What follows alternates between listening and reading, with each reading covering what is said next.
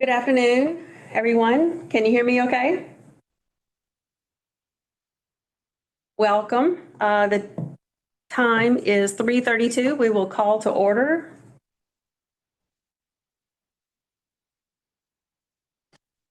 A little bit of housekeeping.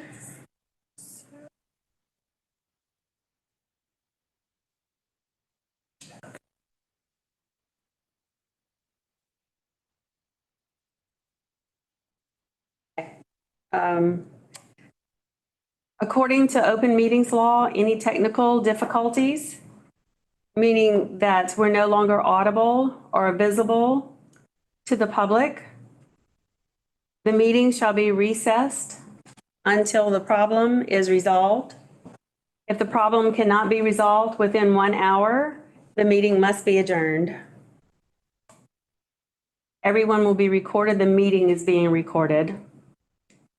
ASL interpreters and human cart services are being provided during this meeting.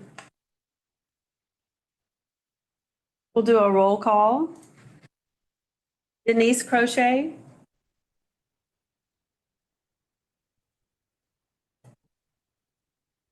I can't see Denise.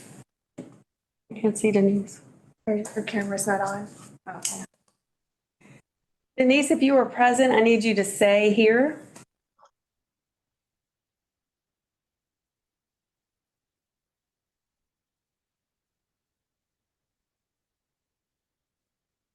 We'll come back. Earl Hardin Jr.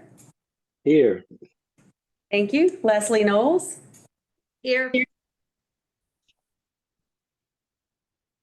Lynn Gomez here.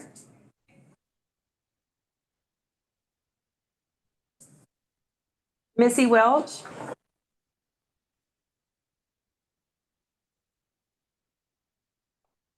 Have you heard from her? I have not heard from. This is Jana speaking. She actually just messaged me and she's having technical difficulties. If Jasmine or someone could resend her the Zoom link. Okay, I can do that right now. Okay. Natasha Mami, that's Aymami. She is not here today. Walker Estes.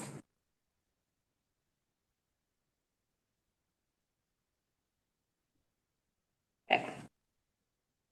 Walker says he's here. I see Denise. Denise, we're doing roll call. Are you present?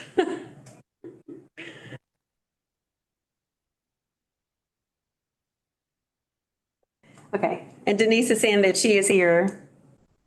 Apparently, she needs to be interpreted. She needs to be voiced for.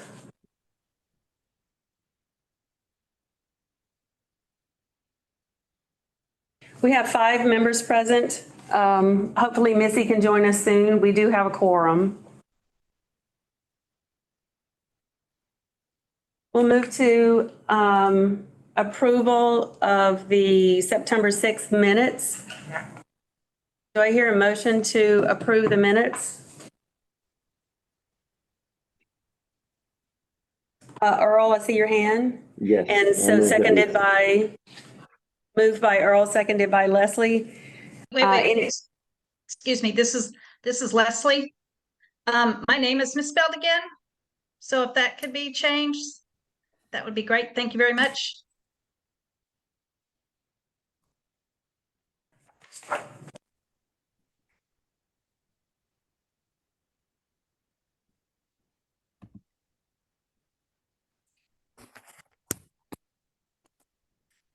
Any others? There we go. Hi, Missy. Hi. We'll now count you in the roll call. We are looking at the minutes from September 6th. Okay. Making corrections to those. I have one.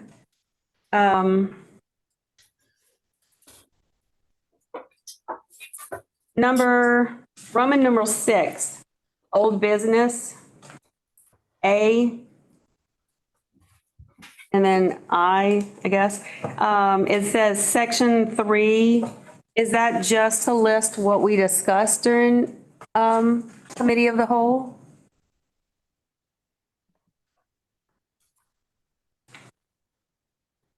It looks like there was a motion to approve the three splitting, to split the three sections.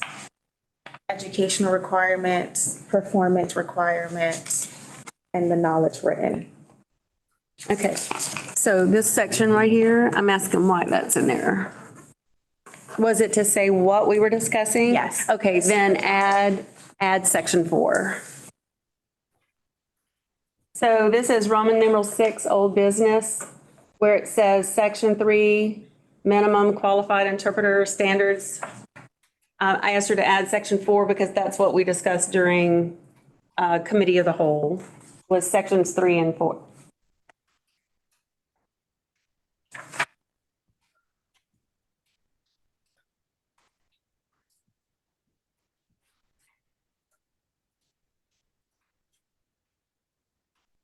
And then I have another change. If y'all are okay with it, I'll just mention it to Jasmine about this motion that's on page 3, where Leslie made a motion and Missy seconded about accepting section 4.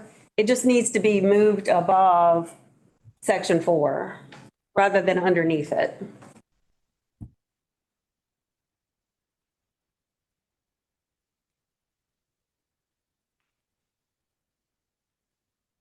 Okay.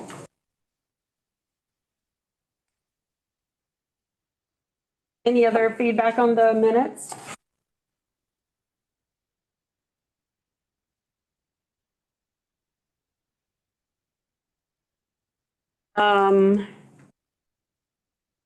Leslie, remind me, do we need to do a motion for the minutes being corrected?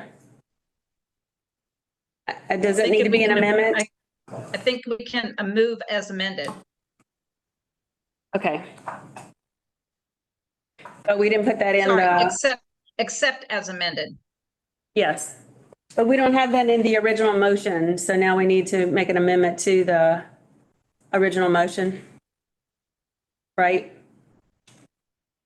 I think so. Let's just do it. It's clean. Try to do it quickly. Okay, does someone move to amend the original motion to say accept as corrected? This is Leslie, I so move.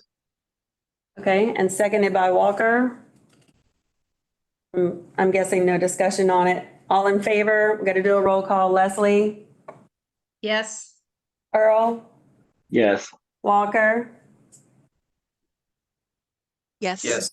Missy? Yes. And Denise? Yes, Thank sorry. you. Okay. I'm having technical problems. Okay. So we're back to now the original motion, which is to accept the minutes as corrected.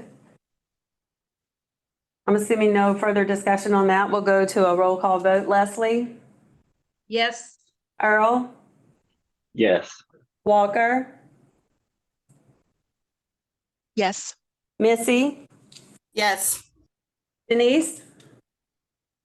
Yes, I thank you. The motion carries.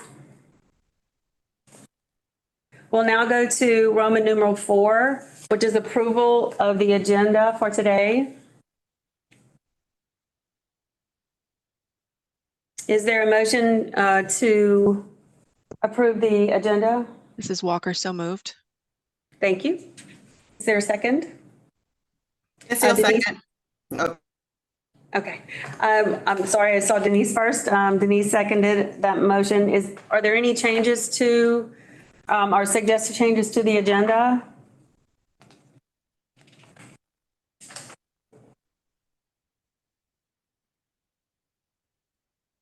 Leslie?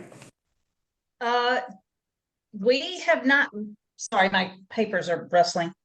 We have not looked at section 8 if we can add section 8 at the end of section 14, if we have time.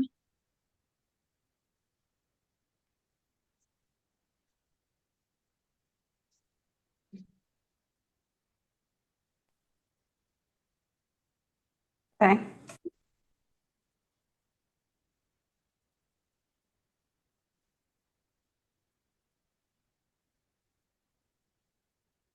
I'll just mention that I got a legal opinion this afternoon on adding things to the agenda and to make sure that we did not have an ethics violation. And we need to follow the agenda as was posted. However, at the end of the agenda, if time is remaining, we can discuss other sections, but we cannot make any decisions. So we'll need not to add it to the agenda, but we'll keep it in mind that we're going to address it if we have time. So any other comments on the agenda?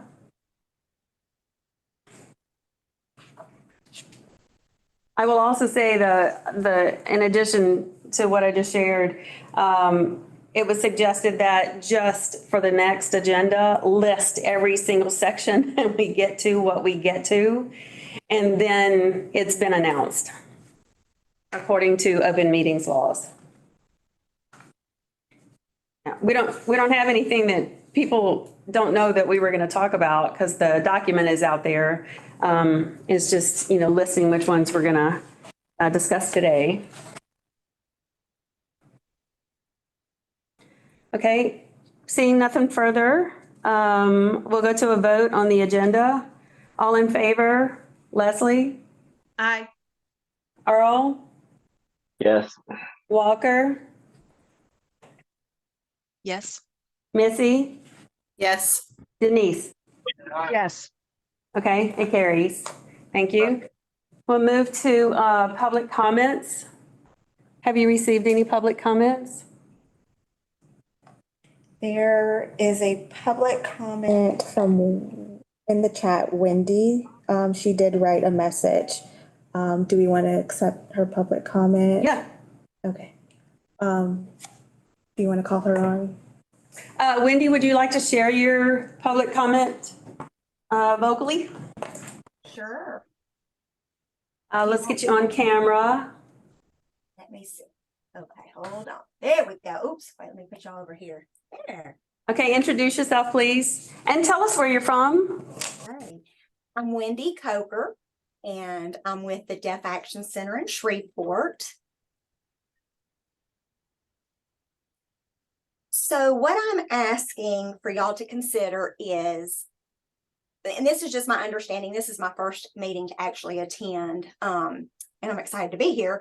But anyway, my understanding is that y'all will accept the BEI, of course, national certification, and then the EIPA for certifications, licensure, whatever. I want to request that Arkansas licensure be accepted. First of all, Arkansas is a state that's very close to us.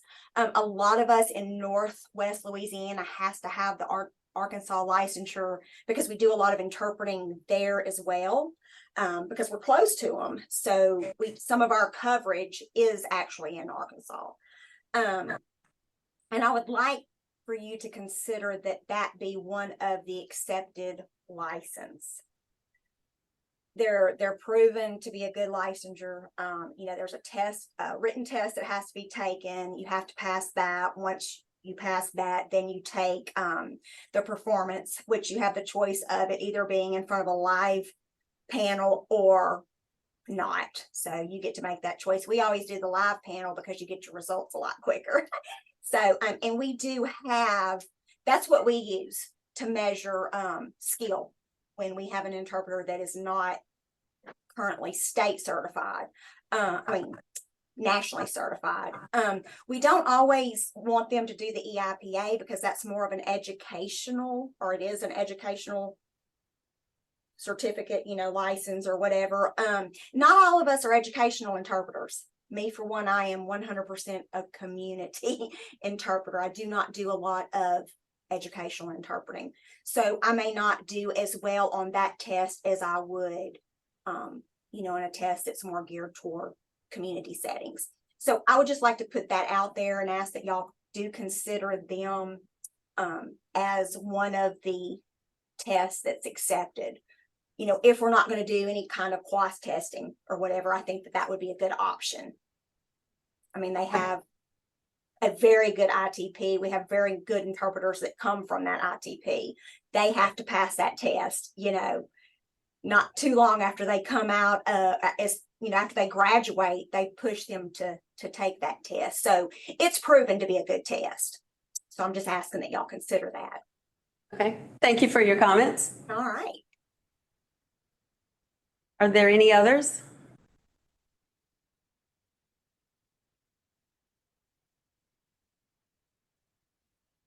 What is the rule? Is it 2 minutes or 3 minutes for public comment? 2 to 3 2 minutes? We need to say one or the other. 2 minutes. 2 minutes. Okay. No others? I don't see any. Let me double check. Yeah, I don't see any other comments in the chat. If you would put on the agenda for the next meeting that public comments are 2 minutes, a 2-minute limit, Yes. just so that people know that too when they get started. It's not anything about you, Wendy. It was just as we were going, I realized that I had not told you whatever the housekeeping rule was for that. I also wanted to make a request for those who are joining us via Zoom who are not committee members or LCD members. If you would, please keep your video off and your microphone muted. But if you don't mind, would you go into the chat and send a chat of where you are, maybe the name of your parish and the name of your town.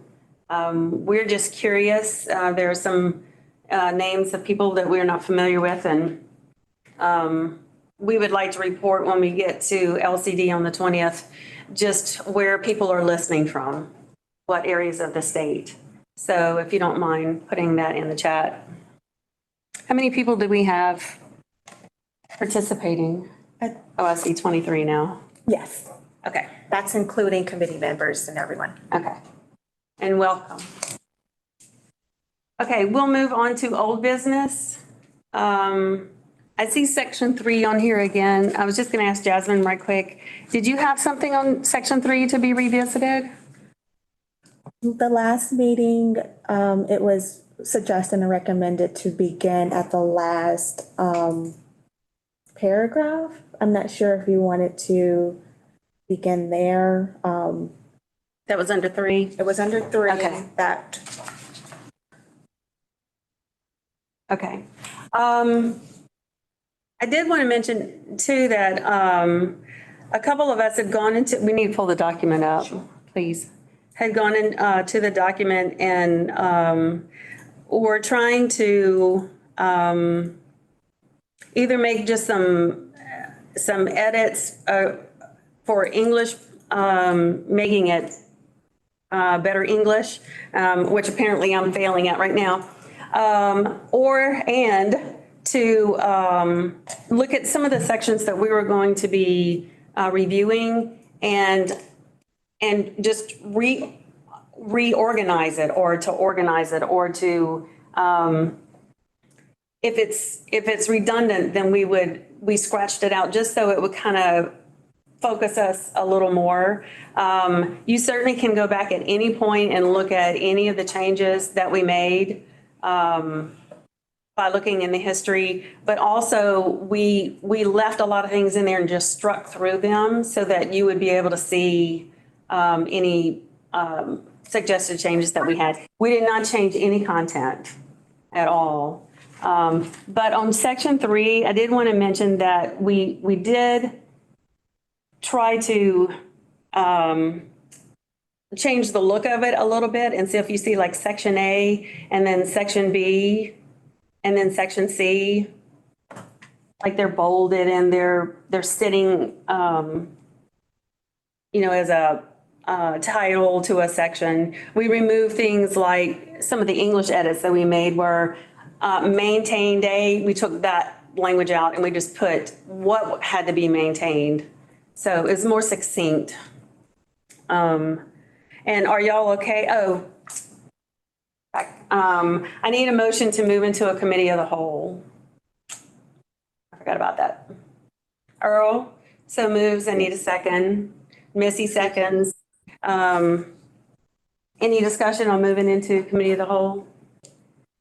Seeing none, we'll vote. Leslie, Yes. Earl, Yes. Walker, Yes. Missy, Denise. Yes. Actually, Missy, we have to hear your voice. Sorry, yes. Thank you. All right, we are now functioning as a committee of the whole. Looking at section 3, are y'all okay with the way it's been reconfigured? No content change in there. One of the reconfigurations was to put the written test in section B rather than in section C. We just flipped B and C. Most people take a written test before they take a performance.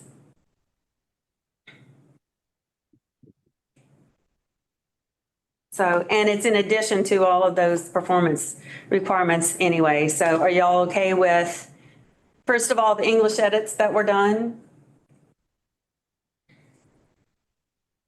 A more succinct language there. If I can get thumbs on the English edits. Okay, and then are y'all okay with section B is now the written exam? And section C is performance? Okay. Missy, looking for your thumb one way or the other? Okay, okay, all right. Oh, you can even see over on the right a lot of the edits that were done.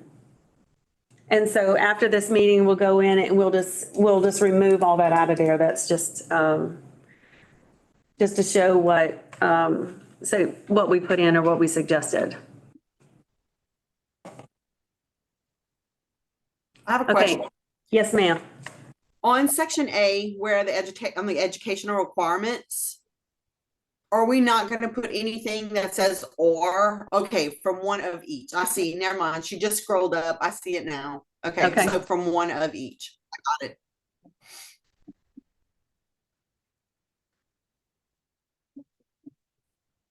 Can I make a comment? Yes, ma'am. I've been receiving this week a lot of calls from interpreters in districts throughout the state, very concerned about this educational part for all of it to begin with. I'm just curious, when are we going to reach a point? Where is it going to go? And I hate the word grandfathered, I really do. But where's going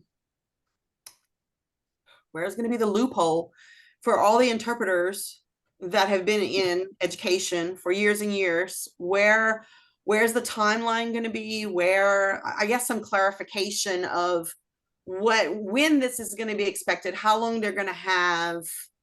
And there's a lot of concerns. There's a lot of concerns because they don't have this now. And what does that mean? What is that going to mean for them? Okay. So I'm making a note. We also need to know the timeline for implementation, which I'm guessing is going to be according to when it gets promulgated and becomes administrative code. But yeah, we have not addressed that yet. Is there going to be a section in our document specifically about that? I'm not sure how to answer it at the moment. I don't know if someone else wants to, because we can, This is Janet. after it's written, then we can decide where it goes, if it's its own section or if it goes as part of another one. Jana? Yeah, thank you. So a couple of things. I think that that yes, it would go with like in a different section. So for this particular one, we have a section for minimum qualifications for you know, actual certificate, ancillary certificate, then we have minimum qualifications for provisional. So it could go in like the exceptions section. Perhaps, you know, if there wants to be some language there of what that could mean. So for example, if the committee, you know, desired to place maybe an equivalent, you know, if you don't have an associate's degree, but you have the equivalent of X amount of full-time work, you know, like some like job applications have, that could be, you know, a discussion that you guys can have and then decide upon. And if there is language, you know, regarding what happens if you don't, I think there can be, like I said, just its own section. And I want to say there's an exception section or something like that that you could see, or you could put it at the bottom of one of these sections, right? Like if you don't meet this, this is, you know, this is the alternate pathway. But I guess to answer your question very clearly would be, yes, it can go somewhere in this document if the committee were to choose very specific language for alternate pathways. This is Jasmine. I just wanted to add to Jana's comment. There is some language down at the bottom. I think Janet briefly touched on it under exemptions.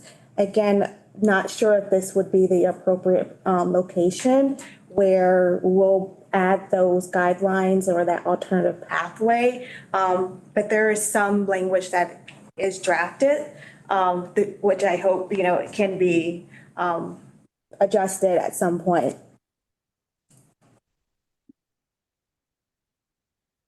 Lynn, can Denise, you recognize it? Yes. I think it's, I just would like to place out there into the discussion that discussing exceptions and exemptions to standards that are not yet written is a dangerous path. I think that that should be a completely separate document. You need a standard established before you can start to write exceptions to the standard. And I think that that's really vital that we don't lose sight of the goal and keep our eye on the ball, and that's to establish standards. Employment is a separate issue. Standards stand alone. Whether or not employees and or employers fill these standards is not really the purview of this committee. We do have to keep it in our minds, obviously, but it's not within our purview to write exceptions to a standard that has yet to be established. I just want us to keep a focus on that if we possibly can. okay. Any other comments? I can agree to that, but then I can also agree to disagree because we're playing with so many people's careers, and not new interpreters. I mean, we're talking people that have 20, 30 years. And I just think there has to be, like, even because when I started doing some research, even RID has an alternate pathway, you know, a way to get the RID certification without the degree. So, and it was written in, I mean, it's in the same area of the certification. It's not like a separate entity. So I just think they want some sort of, I don't know, assurance that there will be a way.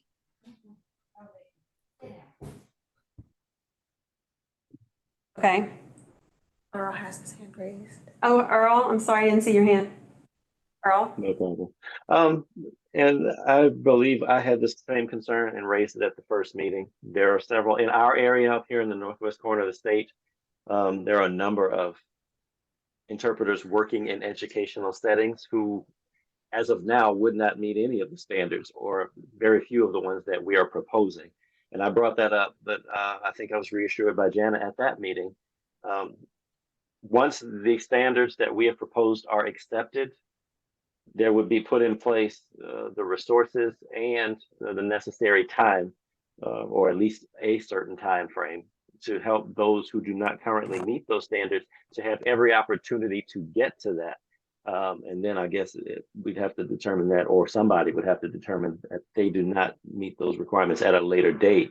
Then that would have to be a separate issue. But once she assured us that there would be the resources and the time necessary to help those who are currently working in those settings to get to those standards, that kind of allayed some of our concerns, my supervisor as well as myself, because we know several that are working that would meet the standards as they are currently proposed. Okay, Jana? Thank you. I just wanted to speak to the timeline real quick. I know whenever, Lynn, you mentioned whenever these rules are promulgated. So one of the opportunities would be that we could write into the rules that there is a date in the future in which these things have to be completed by. So even though the rules may go into effect by, however many months from now, we could put in language that anything starting from this date forward, that is an option. I'm not necessarily advising that, but I'm just saying, that is absolutely an option that that the committee can consider a date in the future to say, these people need to have, this particular standard by such and such date, and or anyone new coming in, may be required to meet that standard right away, but those that are currently working. So that's just something to think about when we do get to that part as well. And if I could, just to Denise's point, I do agree. I think that staying focused on the minimum standard as its section, like this is our goal, right? When we complete that, then when we get to that piece where it's like, okay, and then now what about all the people who may not have it? And that is kind of its own maybe section, or discussion, because now we at least all understand what the minimum standard should be, and that's been communicated clearly for everyone's understanding. So it's kind of a little bit of both, but.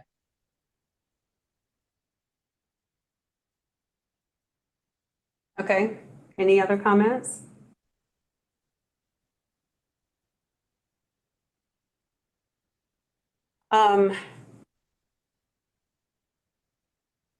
I guess I would add to the discussion that, yeah, we are focused on the standards here. I just like the idea of this particular group who has gone through all of these discussions, having a say in the exceptions. So I would like for us to consider that if it doesn't become a part of the standards, but it becomes a separate document, or if it becomes a section, I would like to have that on our agenda at some point. But it's not on the agenda today because we have already approved the agenda for today. So, Missy, are you wanting to say something? Oh, okay. All right, so let's go back to section 3 for what is there now. I'm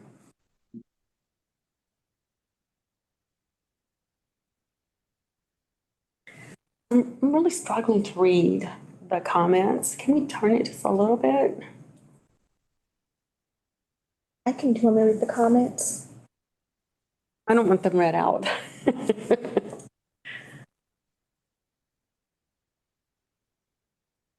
I apparently have a lot of notes over there in the, that's a little bit better, in the comments that I was looking for.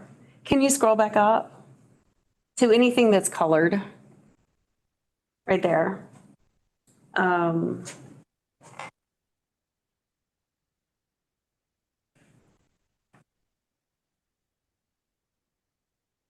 Okay, now scroll down a little bit to the next page. Right there, I did want to mention where we scratched out. It's getting very big and very small and very big. Where we scratched out knowledge exam, we did look up to see what the name of that test is that EIPA gives, and it's called EIPA written test. There's a note you'll see. Well, let's go ahead and look at that. See the note, the above requirements are for deaf and hearing interpreters. We have not discussed qualified or ancillary certification for deaf interpreters. And so I'm thinking that we need to look at putting something about that in section 3. You could, you'll see where it says deaf interpreters, a minimum of 8 contact hours. I'm not sure where that came from, but there's a proposal that the requirements for the deaf interpreters be the same requirements as the hearing interpreters.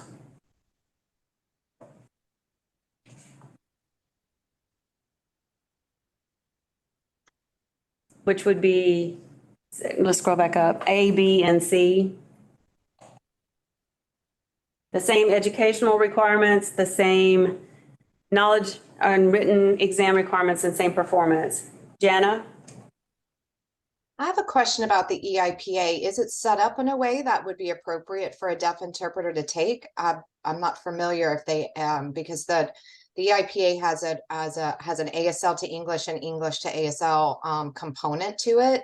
And I know that a lot of, for example, interpreter training programs are often kind of struggle with deaf interpreters because of the way the curriculum is set up. It's not set up for an individual who is not using expressive spoken English.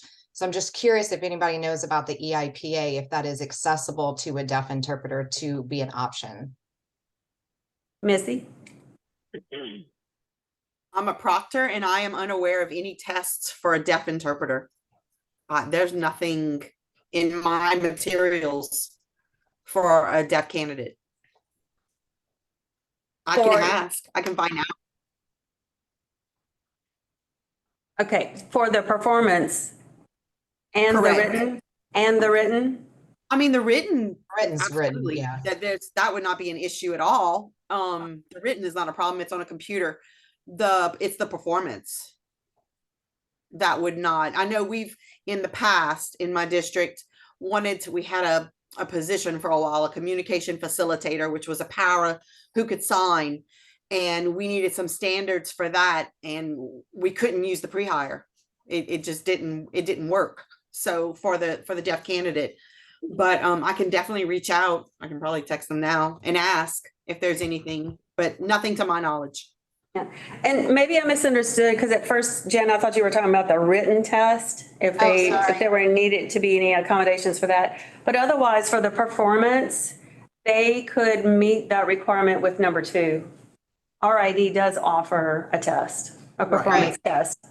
Right. And I think you're right. And so does BEI.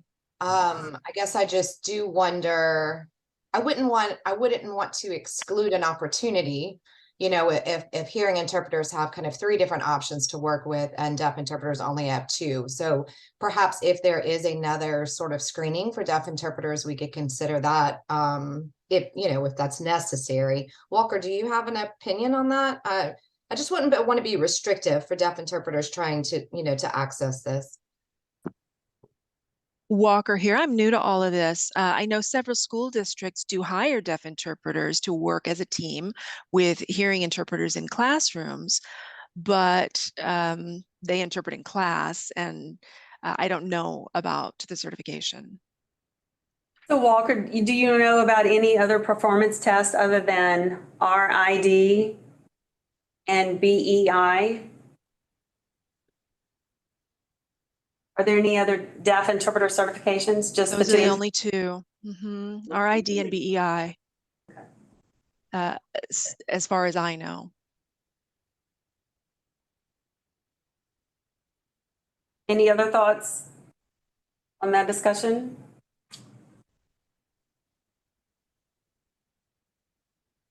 I would think that we could request that Boys Town implement a test for deaf interpreters, especially with more and more deaf interpreters being hired to go into the classroom. We can make that as a recommendation, that we ask LCD to send in a request to Boys Town to implement that test. I can put that in the notes. And we'll make it part of our overall motion.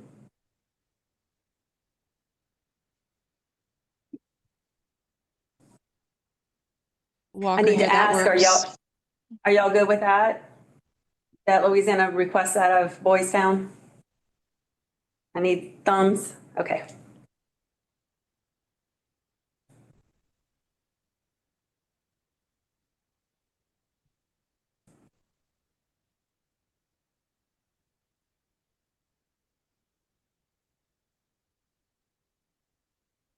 Okay.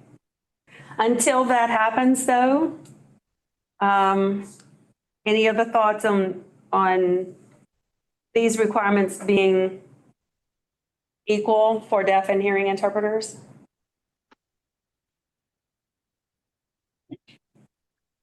Or do you want them different? Do you want them the same?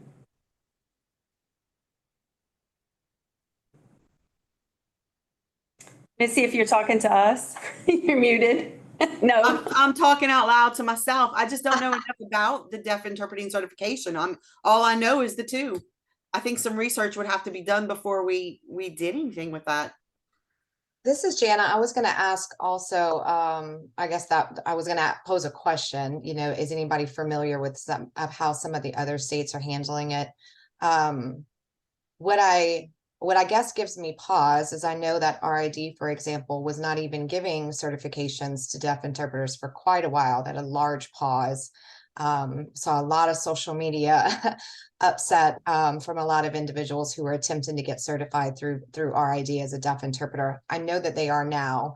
So it just makes me think about, like, what if that happens again and they don't have this EIPA option and now BEI is there, you know? So I would love to, if there are some other pathways, that maybe those could be considered as an kind of an exception if that individual is deaf. But again, I mean, does anybody have any familiarity right now with like what other states do?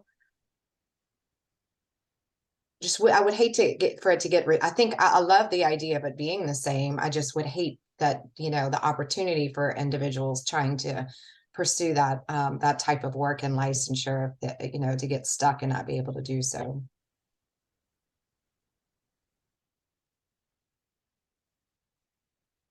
Any other thoughts on it?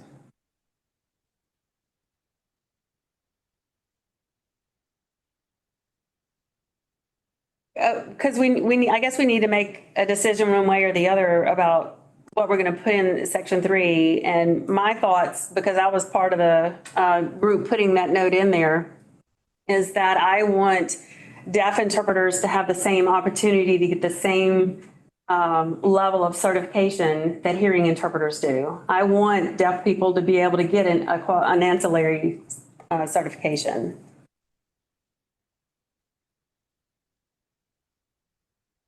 Walker here. Walker.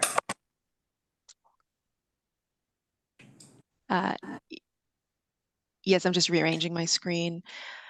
Deaf interpreters also have a cultural component that's already embedded within them than most hearing interpreters who don't. And, you know, there's this concept of understanding not only intellectually, but also experientially.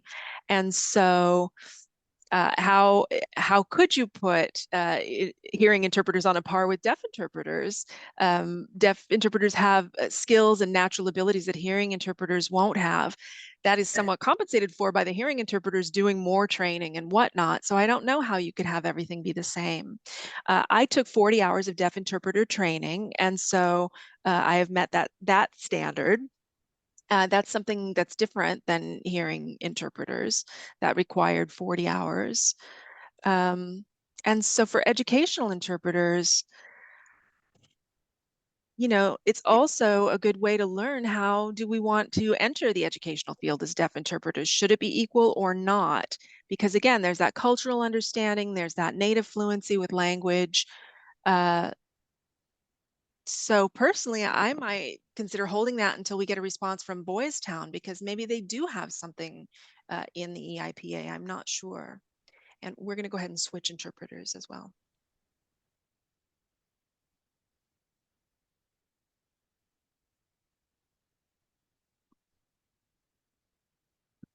Okay, so we need a general consensus. How do you want to approach this?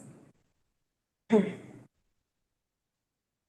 any of the other members of the group want to speak to it? Do we want to have a separate ancillary certificate for deaf interpreters?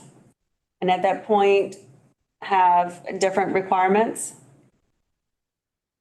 Or we just table this until we get the response like Walker had suggested. Denise? Earl has his hand raised. Oh, and then Earl. So Denise, then Earl. Yeah, I was going to make a motion that we table this until we have further research completed, because the educational component certainly could be the same. Just the testing mechanism that is the holdup here. So perhaps if we table this, get some research done, collect some data, and then come back to it.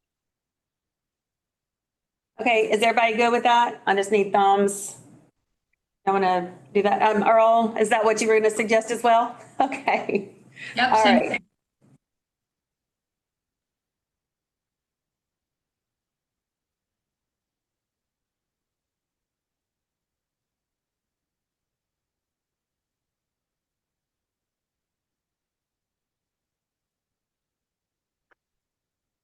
This is Jana. I'll just go ahead and mention, what we'll do is put that as a priority, within LCD staff to get some more information, within the next coming days. And so that there can be some sort of, some information to share by the next ad hoc meeting at a minimum, if not before. Can we list some things that we would like to get? One is, can we get the request sent on off to Boys Town? Can we get shared with us what RID requires of deaf interpreters in order to get the CDI, to get certified? I don't know those requirements right off the top of my head. Maybe poll some other states or look at other states to see who might be certifying deaf interpreters and what criteria they're using. And how do those certificates compare to those of their hearing counterparts?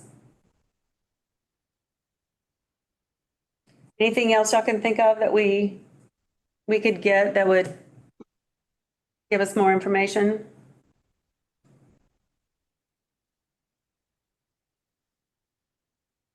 Okay, we'll let that be a good start, I guess. All right, and if you would, on the note,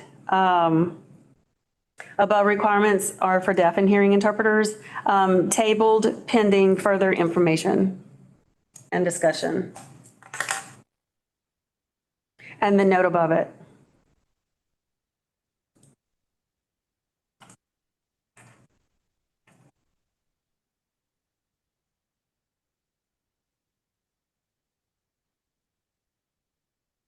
All righty. Anything else in section 3?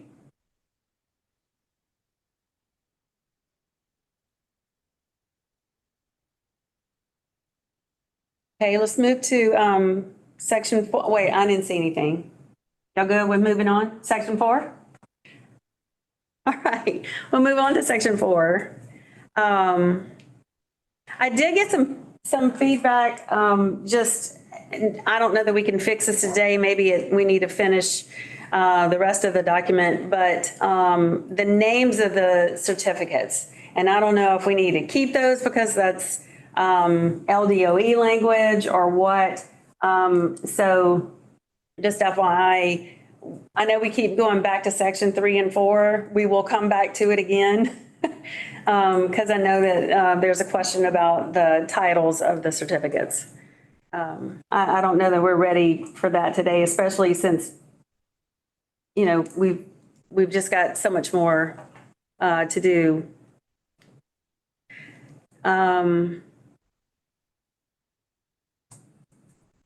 You can see there was an English edit there where it says certificate is valid for 3 years rather than up to.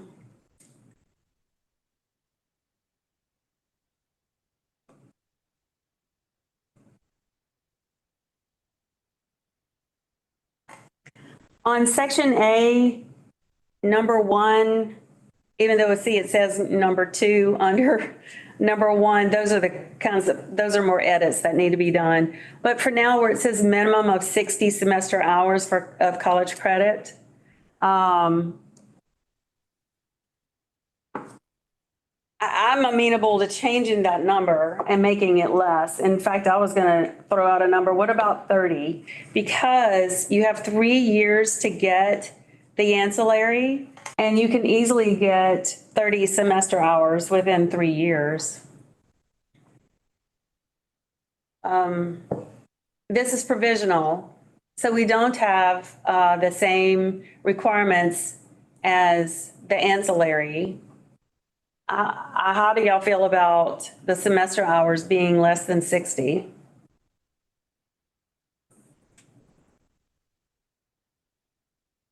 Okay, and do y'all have any discussion on it? I'm seeing several thumbs up, but do y'all have any discussion on it?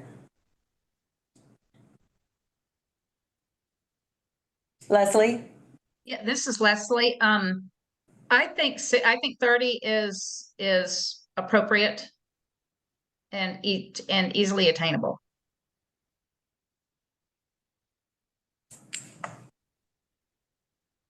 Okay, any other comments? Earl, same. Thank you. All right, we'll just do a thumbs up then. Everybody go with changing this to 30 from 60 for provisional. Yes, I'm good with that.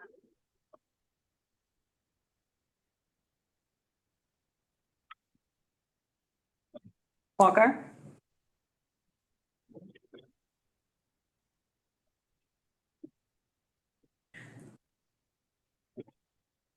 Okay, thank you. All right. Can you click on number 1? You see it's highlighted. I want to see what the note is.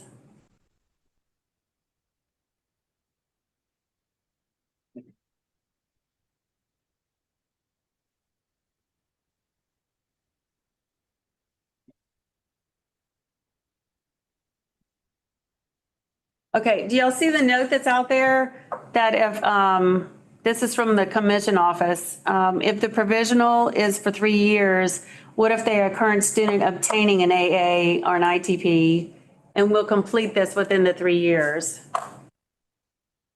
So what I would take that to mean is someone who wants a provisional certification could have 0 education because in 2 years they could complete an AA degree. Is that what that means? I believe so. This is Jana. Yeah, I'm the one who wrote that. And I want to say that was maybe before you came in with the 30 recommendation. So, you know, if the 30-hour minimum recommendation is acceptable to the subcommittee, you can delete that one. It's basically asking this. That was my concern, was if somebody is coming in and is actively in school and could finish that, would they be accepted? But if the 30-hour minimum is appropriate, then my question's no longer relevant. Okay. You can just, I guess, hit the check mark. Yeah, you can check it off. Okay, thank you. Okay. The performance requirements, there is a question about the pre-hire screening. Does that assess deaf interpreters as well? So when you ask Boys Town, if you could also mention the pre-hire screening, you know, how can we accommodate deaf interpreters?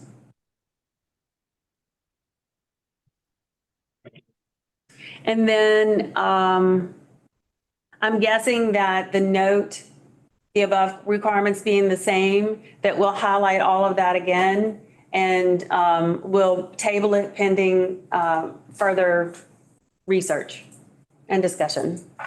Everybody good with that? I need thumbs on that one. Okay. All right.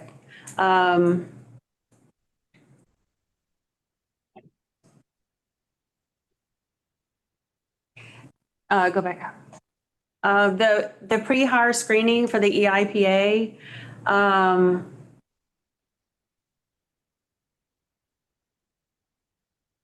is there a label for thumbs up and sideways thumb and you know, thumb turned down? Is there a label for each of those? Because I know that's going to get addressed later. I answered her in it. The thumbs up they literally use emojis. Is they say equals to okay to hire. Then they no longer use the thumb sideways. They now use a little emoji face with the flat mouth. And that is hire with caution, supervision. And then the thumbs down is not recommended for employment. I pulled up one of the pre-hires that I've done on a person, the response, the results, and that's what they had. Okay. Is there a description of what those mean? Like, okay to hire? Is there feedback that's given to the candidate? There is feedback given. Not on any kind of level. No, that's literally what they give you. Thumbs up, the flat face smile, or a thumbs down. And sometimes they like to confuse you and give you two. Oh, they can't decide, so they'll let you decide? Yes, I do not understand. I've meant to contact them about that before. It's like, what does that mean? You know, they'll do the flat face and a thumbs down, or the flat face and a thumbs up, and it's like, this is Jan. I actually have mine from 2006. But it does not give any feedback, but it does break it down in individual sections. So for example, can read and convey the signer is a section. And then it has like signs, finger spelling, register, non-manual markers as subsections, but then you get 1 score. So there's no feedback on it. It's just like, yes, you can kind of do it, or no, you can't. And there's quite a few sections. So it's like a very summarized version of the EIPA, kind of just surface level. Somebody just watched this video and gave some feedback. But it does at least give you an idea of what areas you need to work on. There's just not detailed feedback like the EIPA does.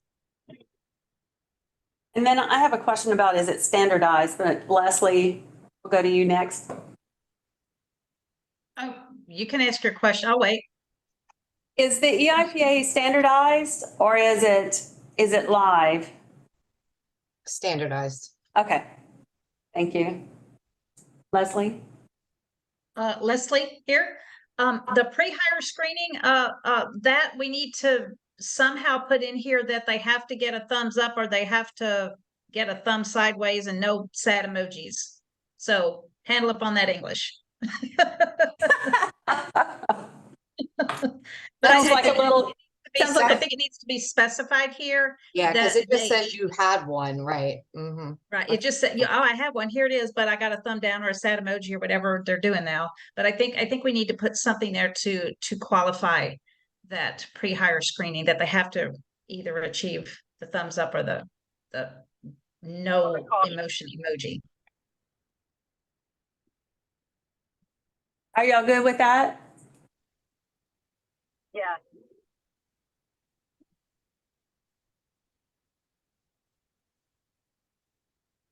Walker here. I'm good with it. Thank you.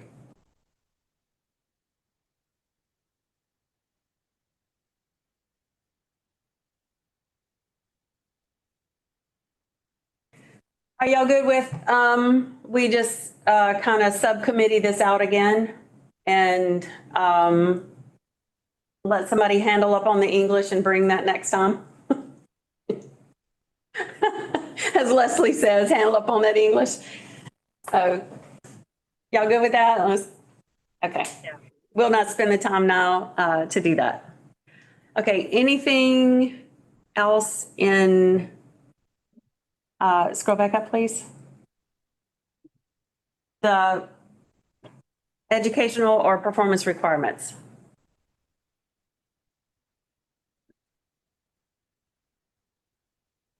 Okay, seeing none, scroll down, there's more under here.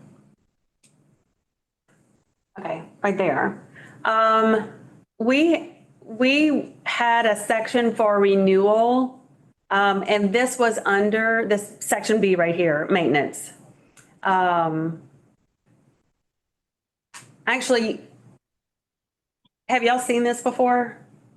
If you have not, I'm gonna give you a minute just to read it. It's just some thoughts that were thrown down.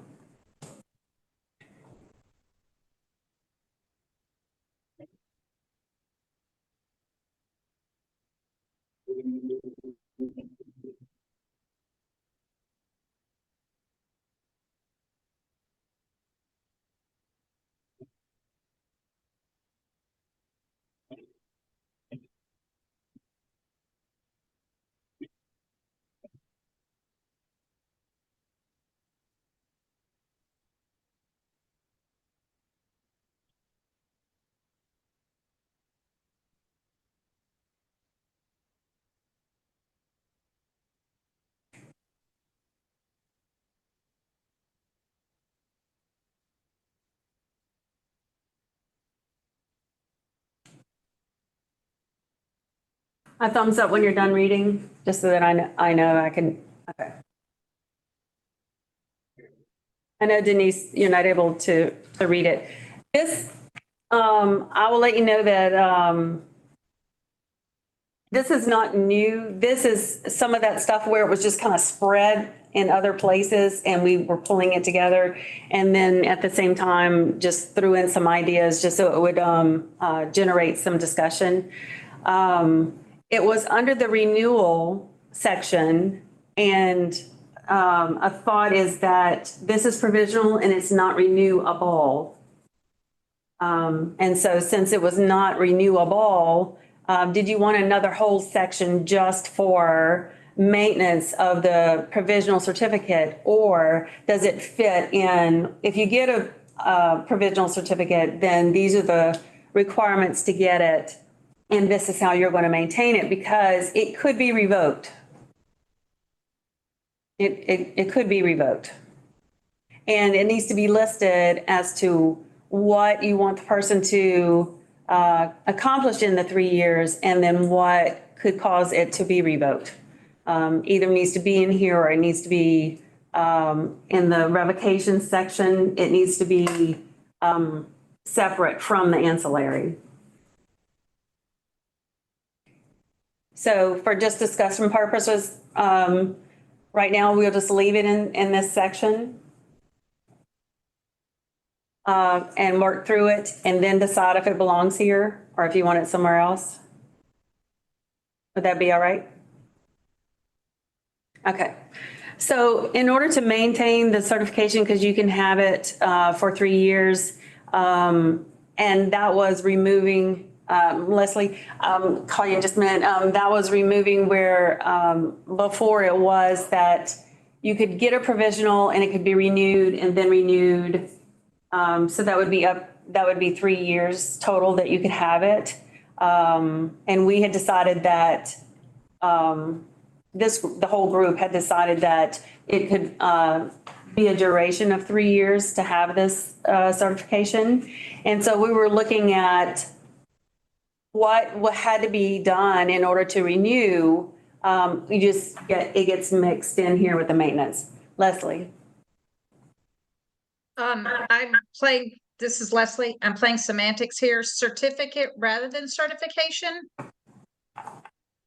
To maintain this provisional certificate. Which goes back to, is it registration? Is it licensure? Is it certification? What is it? Looks like Earl has his hand raised. Earl, you wanted to respond to that or add to? This was not in direct relation to what was just asked. This is more about all of this, these requirements here. Could there be some provision in here, especially if this is not going to be renewable? Could it just say at any point during this 3-year period, if they meet the qualifications that we've set for ancillary, for the certification at any point, then that would also qualify? Would that cut down on some of the extra, or one of those two options? Either achieve what you need to get the regular certificate, or some of these other options that are shown here under section B. Does that make sense? It does, because I would say that everybody went away. Okay, there we go. I would say that at any point, if you meet the qualifications for ancillary, go for it. Turn in the paperwork, turn in whatever. Because if you've got a provisional, say you got a provisional in June and you got that because you signed up for a performance test that was not going to happen until October, and you got your results in November, turn them in and get the ancillary. If that was the only snag you had, go for it whenever you have met the qualifications. You do not have to wait. Does that need to be specified in here? Because I don't want people to be confused that they have to function under a provisional. It's like, no, at any point you meet the qualifications of ancillary, go for it. Leslie? This is Leslie. I definitely think something needs to be put in there at the bottom. If at any, the verbs that are all used, it's if at any time you've achieved, though you have completed the requirements for an ancillary, that you go for it, absolutely. But I definitely think it needs to be in here. Okay, if you can go back up to section 3. Oh, is everybody good with that? Everybody's good with that? It's just clarifying language. Go back to section 3, please.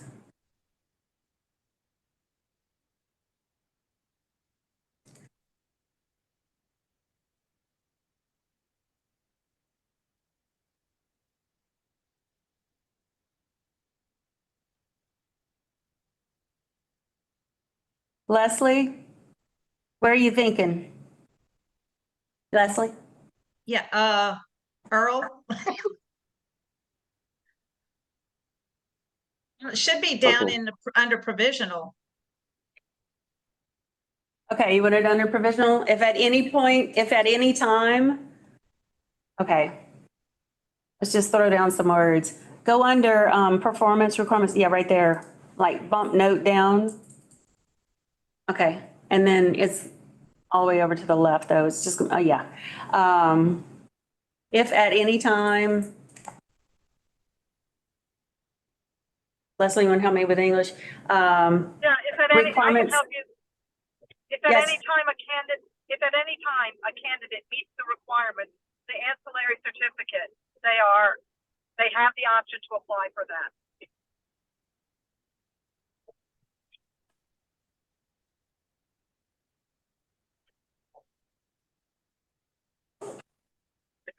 I would even go so far as to say they are encouraged to do that.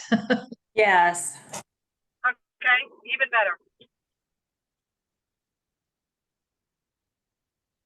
Okay. Are y'all good with the idea in there? And then we'll send it out for some English work in the meantime between the next, between now and the next meeting. Y'all good with that concept in there? Adding it in under the provisional? Okay. Earl typed something in the chat that's really good. Okay, I can't see it. I'm going to copy and paste it. Just a suggestion. Oopsie. We love those.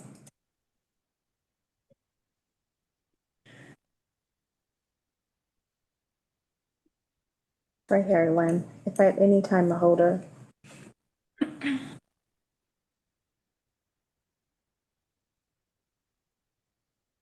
A holder of the provisional certificate. It's the other way, yeah. Provisional meets the requirements of the ancillary.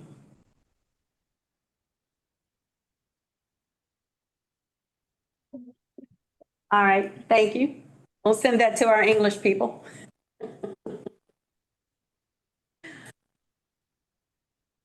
Okay, and everybody's already said that they were in agreement with including that. So let's go back to the maintenance section. Like I said, this is some items that were pulled from other sections. It was added to a little bit, so let's do each point. Well, first of all, are you generally wanting a maintenance section for provisional? Do we want a maintenance section for provisional? Otherwise, they've got 3 years of. I would like to see this in we've talked about having a mentoring program. I think that could definitely be utilized there. But that's a tool. That's not maintenance, right? Right. I'm not sure what do we need maintenance for if it's only good for 3 years? You either make 3 years or you don't. So what are we checking? They could maybe do all of the work in the last year. That would be perfectly fine. I think the idea here Unless I'm was to, misunderstanding. and Denise, I know that you can look at this while you're driving. I think the plan was to avoid having someone wait until the last year to get this. It says year one that they have to do 25 hours of professional development. Year two, 25 hours of professional development, and year three, 25 hours. So that it's spaced out that they're actually learning because of the requirements to get the certification. Yes, I understand that if you're assuming that someone's staying in it 3 years, but we just put in a caveat that they might be leaving that provisional program, that provisional certificate within the first year. So we can't make them then go back and have the maintenance for the provisional and so on. They would start over with their ancillary. Maybe I'm not clear on that. Yeah, if they have provisional and obtain ancillary at any point, maybe we need to say that too, that the provisional becomes null and void. Because you don't need to have 2 certificates. So that's one thought. And then the second thought is we need to assume that a lot of people are going to stay with a provisional certificate for 3 years. I mean, Missy, is that what you've seen? Is that people often have the provisional for 3 years? No, not in our district, but I'm worried about, I am kind of worried about, we have had interpreters that, you're saying, okay, you're not going to move up unless you do the work. So I don't necessarily have a problem with this. I mean, are you talking about them submitting these 25 hours every year? Is that what we're talking about? Yeah, because there was the idea of them not waiting until year 3 to cram in all of the hours. Right. Now, I agree with that. I don't think that's how, I mean, if anybody does that, that's just nuts because that's a lot of hours to cram into 1 year. If you're working or if you're doing, but it could happen. Absolutely. I mean, yes, I do like the idea that you're kind of forcing them to do something, every year. I'm not saying it needs to be, I don't know. I don't know. I'm kind of, I don't. Can I follow up? Then you're documenting another cutoff that has to have consequences. So if I don't do the for 25 in the first year, you're not taking my provisional certificate because you told me I had it for 3 years. This is where we run into, if there's no consequence, what is the point? Or what is the carrot and the stick, I suppose? Yeah, we can suggest that people divide it up, but then we're gonna, if they got 20 hours instead of 25, it doesn't change their status in the provisional certificate. I don't want us to micromanage that provisional certificate too much. It's pretty standard. You've got three years. This is how long it's good for. Then there is a consequence if you don't get it done, instead of year by year, because we don't have a consequence set into motion there. I don't know. I'd love to hear other people's feedback on that. Leslie, did you have your hand up? Oh, wait, I can't see you. Hang on one moment. No, unless we want to take this and put it in the mentorship prop area. If it's a separate document. That's what I was thinking. I'm kind of, I don't think it's needed in the provisional. Okay, so we go back to the question of, do you want any requirements to maintain the provisional certification?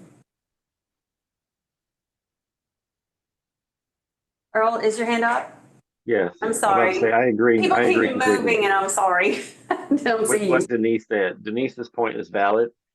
If they've made the qualifications or met the qualifications to get this particular certification, and they've got 3 years, How's it at going? any point they can move up to the next You're on level. vacation. Well, that's If they good. don't, at the end of the first 3 years, they don't get it. Well, these are grown adults. So if they don't get it, well, they knew what they were getting into is what, and I still, yeah, to micromanage every step of it.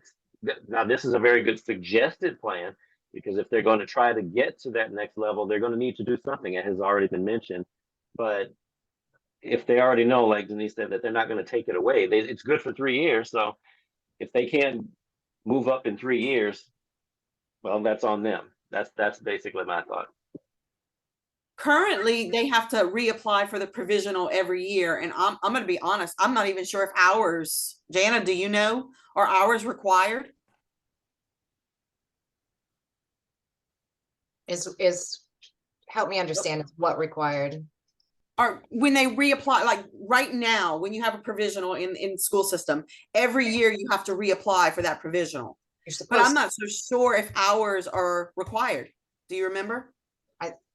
I believe it's in Bulletin 746 that yes, you are supposed to reapply once a year up to 3 years. But are hours required? Because this is Oh, talking hours. I thought you meant PD. hours. I was like, sorry. Hours. Time. I need an interpreter, obviously. I'm sorry. No, hours are not required. Yes, Sorry hours about are not that. required, right?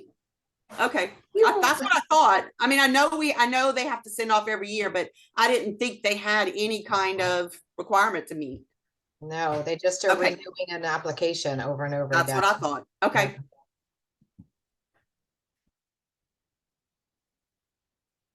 Okay, so is it general consensus that there's no maintenance for provisional?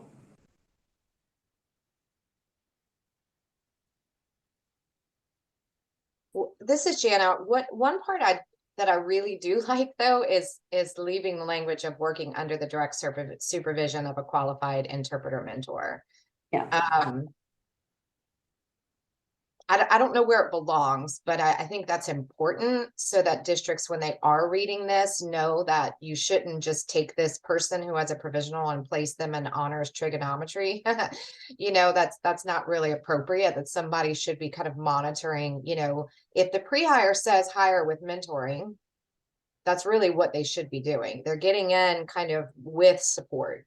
But again, I don't know where it belongs, but I definitely, I feel strongly that that should stay. Yeah, I was going to suggest we pull that out, but let's go back to the question of maintenance. Do you want maintenance requirements at all for provisional?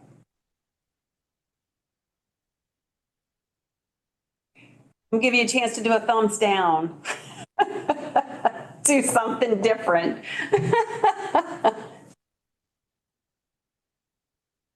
Okay, Earl, I didn't see your thumb, but I got your comments a while ago, so I'm thinking your thumbs down. No maintenance for provisional. All right, and then Walker, I need your thoughts. I'm going with the group. Going with the group. All right. So that first line, though, working under the direct supervision of a qualified interpreter, do you want to pull that out and just make that a note to be included? And then we can send it to the English people to figure out how to put it in there?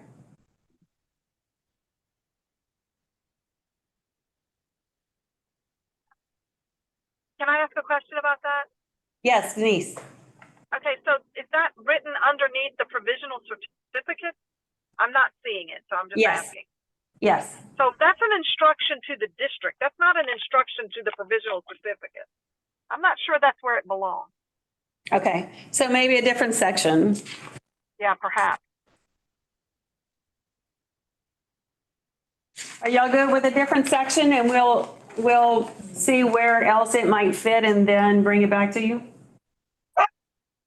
Sorry, this is Jana. And also just as a reminder, we can create a section also. So just because there may not be a section that this fits, if you guys feel strongly, you could put guidance for provisional interpreters or something, we could create a section. Also, just Lynn, I wanted to bring your attention to the chat. It looks like Meredith with LDOE said there is a 10-hour contact hour requirement per year for the provisional. Okay. Thank you, Meredith. Yeah, want to go back and revisit it? Or do you still want to have no requirement for a provisional? I'd like to leave it as no requirement for a provisional. For maintenance? I would like to, yeah, and I would mention that actually the requirements for provisional, I believe, are more strict. They're more rigorous for provisional now than they were. So you have to have some education. Can you slide up, please?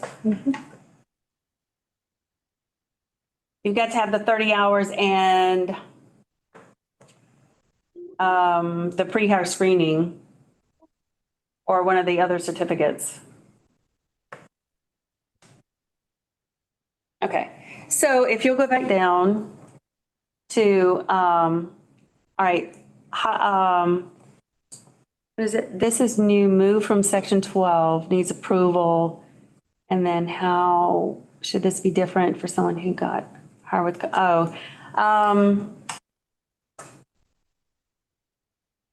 okay, yeah, well, if there's no maintenance though at all, and do you want to consider it to be any different for someone who got hired with caution?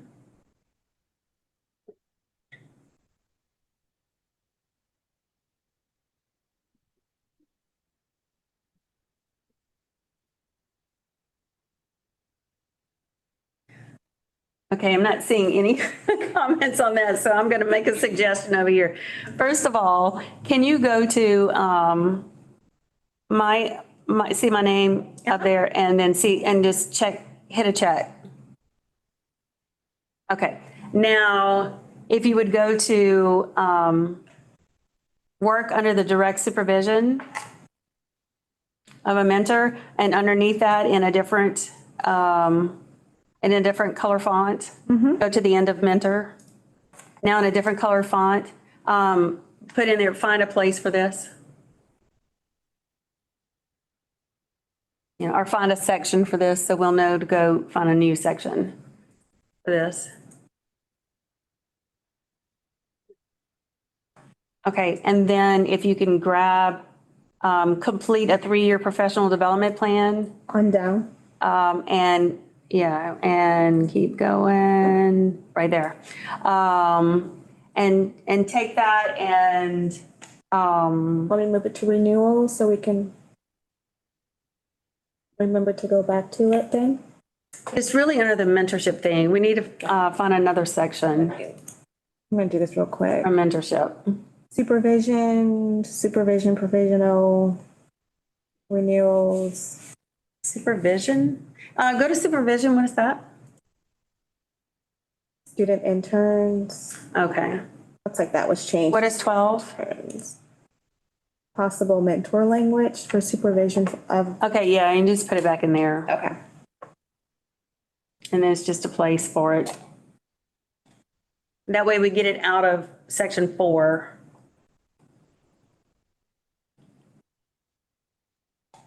Oh, not a strike through, just, yeah, take it out. Cut it and move it, yeah.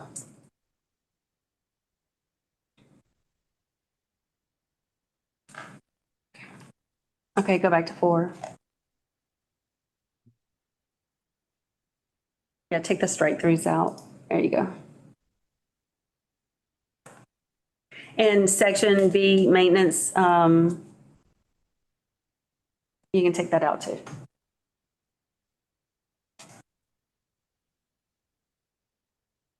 All righty. Any other comments or things to consider for section 4? Content-wise? Okay, let's move to not section 5, that's gone. I think it's section 6 is next. Yes, this is my list. Okay. So a thought on this is, there were a couple of thoughts on this. One is really reciprocity means that you have an agreement, a reciprocal agreement with other states to recognize each other's certificates. Basically, we are only recognizing, we don't have a certificate for other people to recognize because we're using all the same tests that they're using.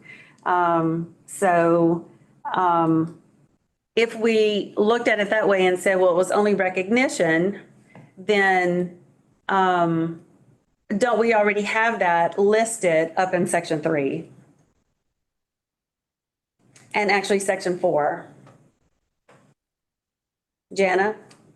So the way that I guess frame it in my mind would be, here are the minimum standards, but then there may be a couple of additional things that we could say yes to, where this is like our ideal standard. However, there's maybe an additional agreement. So for example, maybe Arkansas, like Wendy was offering earlier, there is a place within our statute that says that we have to determine reciprocity.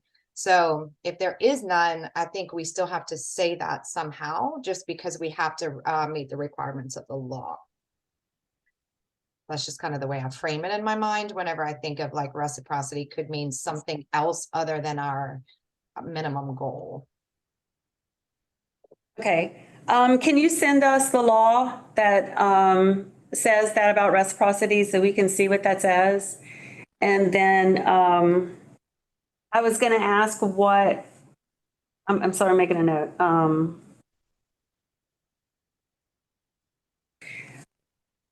And then if, like, for example, if we were going to recognize the certificates from Arkansas, those would just automatically get put up into section 3. Whatever we are going to recognize, we have to list it in section 3.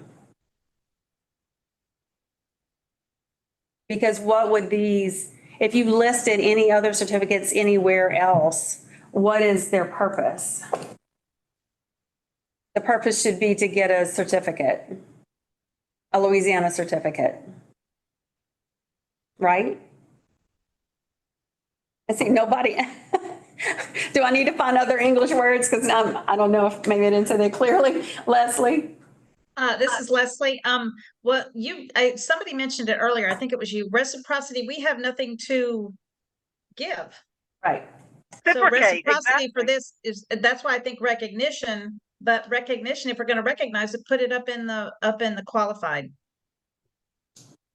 Because if we're going to recognize it for somebody to get a certificate, then it gets listed in those requirements.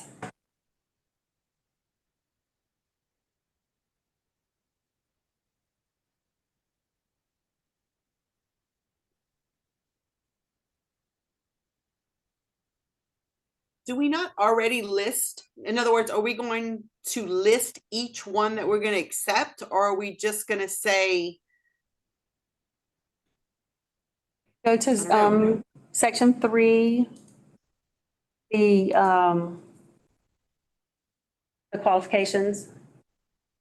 I think, Missy, I think the practice comes about, at least in my experience, because there are so many, types of screenings that different states do. And there's really no way to kind of be able to blanketly state that they meet what we, like RID can, like BEI can. It gets a little tricky sometimes when we start comparing state to state, because and I forgot what the word is. Kenny David, I think, is on, and he may remember the word I'm trying to compare, the word I'm trying to use, but of how did you validate that test to say that that test now meets the requirement in comparison to another test. And so I think some states then say, we go ahead and accept these, but not necessarily all of them, just because they, have some proven system to say that their test is of a quality nature that we feel comfortable in accepting. So you see it's a big variety. I mean, some states are like, nope, you have to have RID, like that's it. And then some say, no, you can have, a couple of them here or there, but it's not just blanketly open typically to any state, QAS, because of how they differ. And I would add to that, if you look at the screen now, this is section 3, and we're looking at C where it has a listing there. It does specify, according to the certifying body, which of those that you would allow. And so it is specified. And then the other thing I would say is, we need to look at our neighboring states. We know that we have Louisiana residents who are working in our bordering states. And so like with Wendy's request that we look at Arkansas, we need to look at Mississippi too and see what they have, because we know that people are working right over state lines. Walker here. Yes, Walker. I need to drop off. I've got a required training at 5. So just want to let you know, okay? Thank you. If you would, Walker, oh, and he's gone. I'll send him a text. I was going to ask him to just be sure and look at what else we do and give us feedback.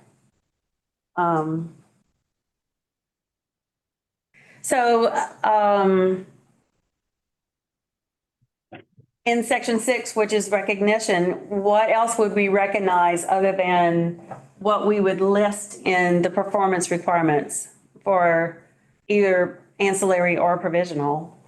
I don't know that there would be any others. If we're going to recognize it, why would we not give credit for it toward the performance section of the certification requirements? Agreed. Okay, so I'm going to suggest, let's get back down to 6. And then if you would, shall recognize the following certificates, just bump down from that and put revisit after reviewing Louisiana law that requires reciprocity. And this is Jana. I can go ahead and look into with our legal team just to make sure that they would also be in agreement that if it's, as long as it's listed and it's obviously not restricted maybe just to one, that they would be good with it being in section 3. What do you mean restricted to one? So because it says reciprocity, like I don't know if legally we were now required to have something else, like some other, I don't know, I'm not sure how with it worded the way that it is, or if it's just saying if there is reciprocity, then it needs to be added, if there are options. So I can I can check with our legal team just to make sure that I'm understanding so I can share that with you. Okay. And so are y'all good with, at this point, section 6, we just revisit after reviewing the Louisiana law that requires reciprocity? Everybody good with that? All right. So we'll leave that like that. I suggest we take a break. Y'all good with taking a break?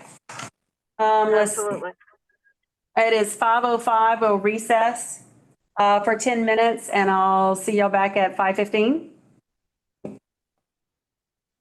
Thumbs up, everybody.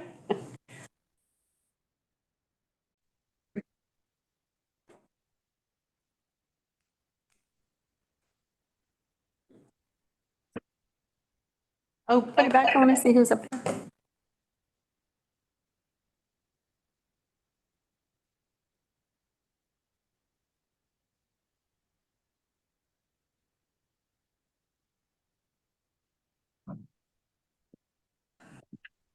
Hi, everyone. We will call back to order at 5:15. And we just finished section 6, or at least finished what we are doing tonight on section 6.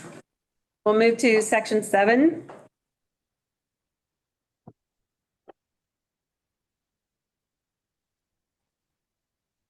I'm trying to leave the meeting. Oh, sorry. Please mute your microphones unless you're one of the committee members.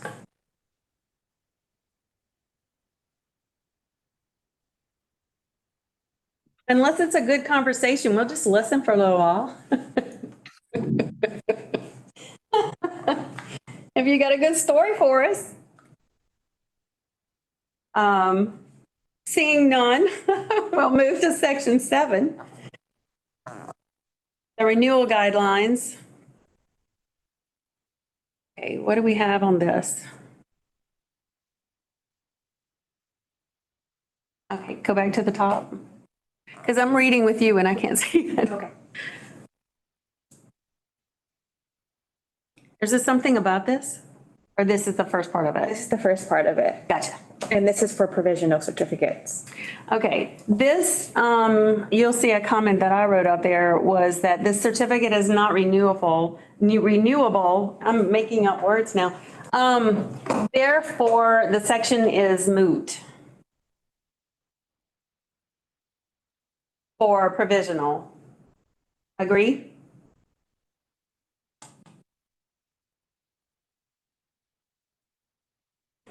Jana? I can't see the sections on the side. Is 7 provisional and qualified? Are they both listed under 7? So are we Yes. just talking about removing the provisional section of section 7? Yes. Okay, I just wanted to make sure you're not talking about section 7 altogether, just this one. No. piece. Okay, thank you. Just I provisional. couldn't see if there was like a section 8 was the next one. Sorry. Thank you. Okay, so if we're all in agreement that there's no renewal for this, we're just going to remove the whole section for provisional, right? Everybody go with that? Okay, everything that is, yeah, please. I will. I'll do that later, Lynn, if that's okay. Okay. Then let's look at qualified. We're now looking at the qualified, if you'll scoot it up a little. Yeah. The other way. There you go.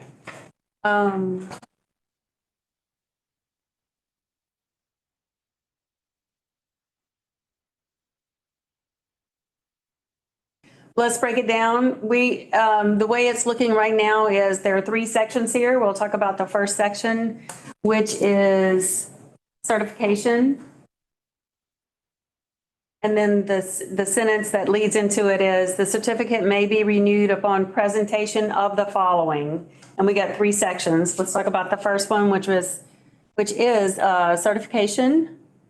And that you have valid interpreter certification, and then we don't need to list them out again. We could just put section 3, see section 3, because it's all those same certifications. Whatever we took in the beginning is the same things that we would take for a renewal, right? So y'all go with section A certification. I'll take some thumbs. Jana, you had your hand up? Just a recommendation, maybe section 3A, just to be clear, not the whole section of 3. Okay. All righty. And then we had all thumbs up for that. Let's look at section B for continuing education. And remember, this is for renewal. So interpreters, the line leading into the requirements are interpreters must engage in professional development. You can see what else it says. Enhance the skills.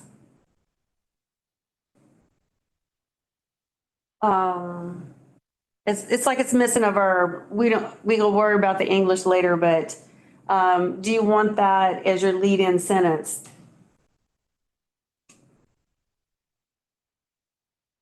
Enhancing skills, theoretical knowledge, and ethical decision-making.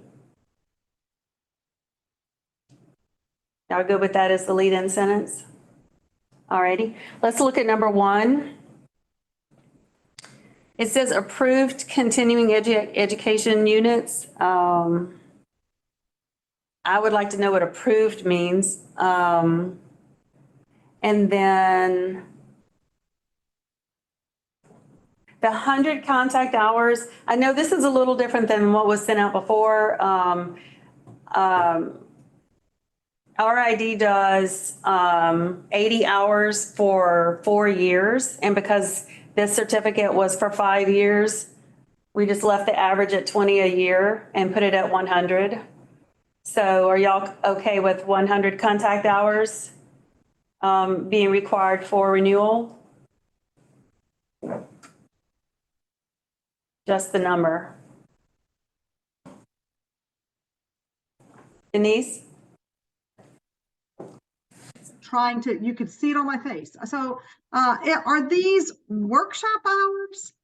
Or are the contact hours could mean I'm with this deaf student 100 hours and we're doing that just by doing the job. I think this needs to be a little bit more clear.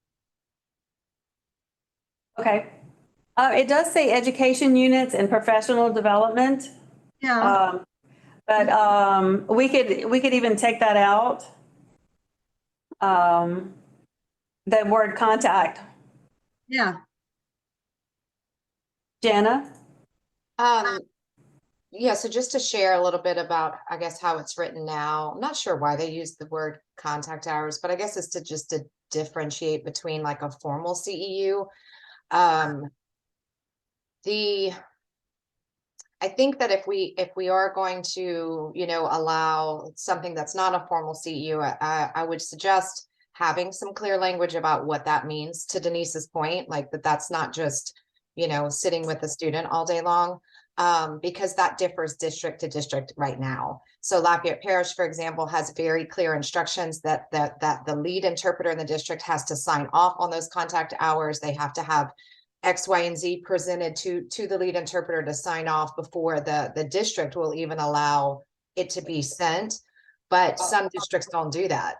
They don't, they don't like who's signing off on their contact hours, right? So it may be in our best interest to put some language in what does contact hours actually mean. And Missy, maybe you can speak to kind of how you guys do it, but it's just a suggestion.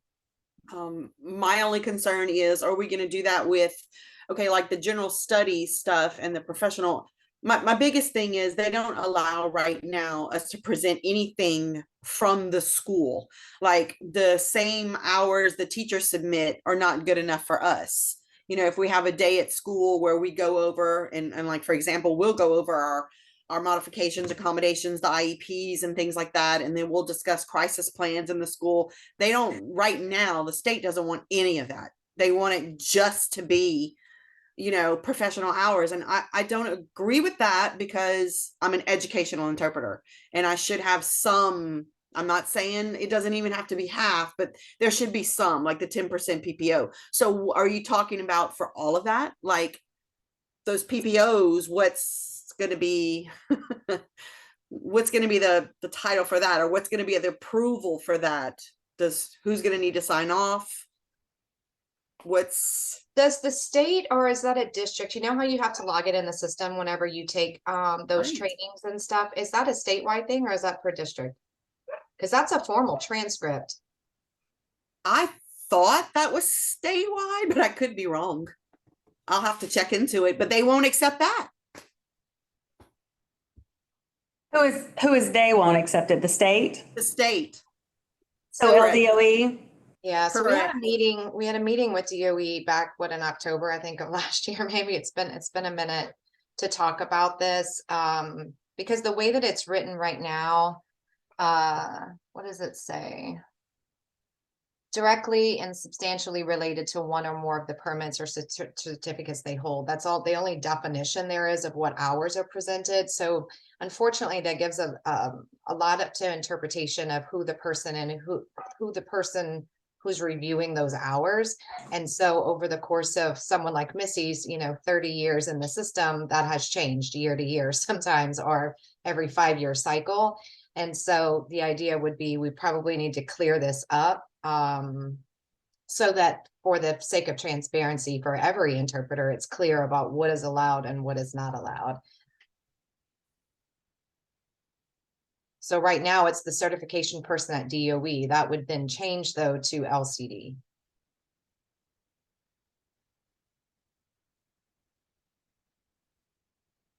Any other thoughts on that?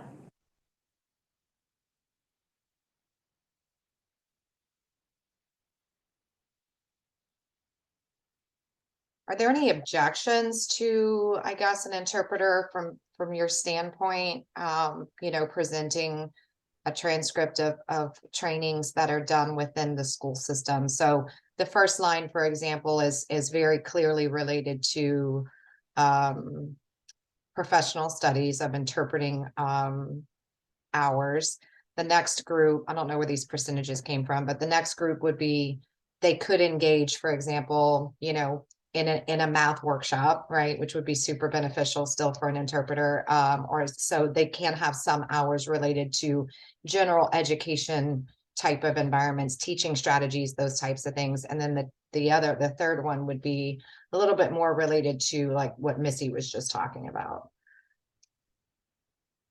I mean, I guess, is there any opposition to allowing?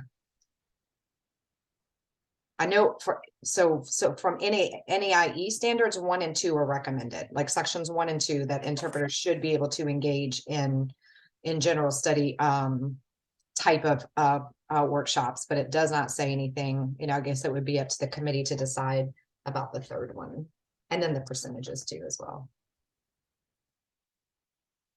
I don't think there's any disagreement with if one of the math teachers would give a workshop to the interpreters. I think the concern that I've been hearing is that there's no verification that it is presented with rigor, that it's presented with really educational goals. There's no way to verify. There's inconsistency. Let me say that. We know there are a few parishes. Lafayette Parish, thank you for what you do. We know there are 50 something other parishes that don't do that, who are not pursuing professional development. And how do you provide consistency across parishes? Well, across the state, because this is, if this is going under LCD. I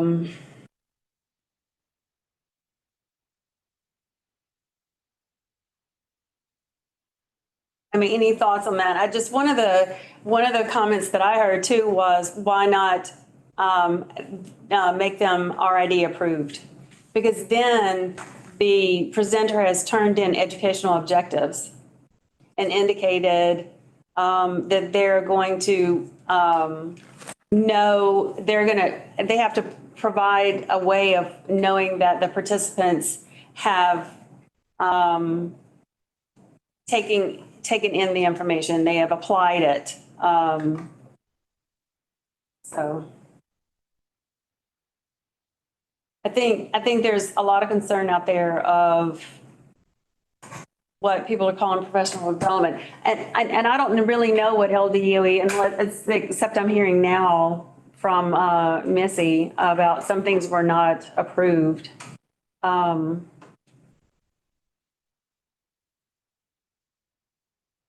But if things are going to change and people are going to be required to have certification to even work in the school, some of the issues that people are concerned about right now is that the interpreters who are out there working who are not certified and don't do any professional development at all. You know, how are we cleaning that up? Hang on just a minute, we're switching interpreters. It changes our screen because of the spotlighting. Okay, now I can see you again. Denise. I mean, I think that when we talk about the outliers that are larger in number than the true definition of outlier, but when we talk about the individuals who are working in the educational setting who are not registered in any way, shape, or form, by the time we get down to are they getting CEUs, I mean, I think that is I can't come up with a good term for that right now, but I would just like to say that that if we're not even pursuing a provisional or an ancillary certificate at all, or not doing a pre-screening or any of those things, then this concept of getting CEUs is just basically irrelevant, right? So that's on the one hand. So that's a whole nother group of individuals that we really have yet to address, because each time we bring that up, I feel as though that kind of gets a little bit stymied, as if that doesn't really exist, when I think we all know that it does exist. So putting that aside, the kinds of CEUs we're referring to are not the new DIBELS instruction. Now, while that might help us as an interpreter in an educational setting, it's not geared towards how to interpret DIBELS. That's a test, a reading test, just throwing that out there. So to take the same CEU continuing education units that perhaps the faculty has doesn't really apply and doesn't meet the standard of what we're writing in here. The only way to truly do that is to have it be an approved interpreter CEU, unless that district happens to have a rigorous, healthy CEU process that is specifically designed for interpreters in the educational setting. And there are just very few districts that have that. Again, the ones that have that, I'm not worried about the people that are in those classrooms. I feel like I'm talking in a circle, so I'm going to just stop now. So just got to throw that out there. I did, this is Janice speaking, if I can, I found online, because I knew contact hours came from somewhere, but it is an official term. It says 1 contact hour is equivalent to 60 minutes of an educational activity. The American Nurses Credentialing Center uses the contact hour as the unit of measure for continuing nursing and education. A contact hour can be awarded for live activities such as conferences, classes, workshops, or real-time webinars. So it is an official term versus, I guess, the formal CEU.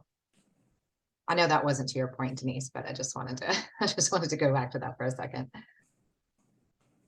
And Earl has his hand raised. Thank you. Earl? And I was just going to mention that based on what I know of the school district in our area, periodically they do call in. They get all their interpreters together from that particular area, and then they will call in a professional interpreter, trainer, mentor, whatever, to give a whole day's worth of training. And that is specifically interpreting related. And they have testing, and they have to make a certain grade on the tests in order to continue improving their skills and whatnot. And that's just for the interpreters. And that is what I would expect the school districts to do. But I understand the question is, how do you designate what that entails? But I also would understand that interpreters working in an educational setting would also have some measure of training that is specific to that particular school or that particular district with regard to the subjects that they are actively interpreting, things that, or other trainings that the school may have in place, such as, active shooter training or other things that they would need to know working in that environment. But yes, as an interpreter in that educational environment, the majority of their training would probably need to focus on improving their skills as an interpreter. So it's interesting to figure out how to do the breakdown of that. But yeah, I would expect that there would be a mixture of both in there, but with a heavy leaning toward the interpreting side of things. And how do you verify?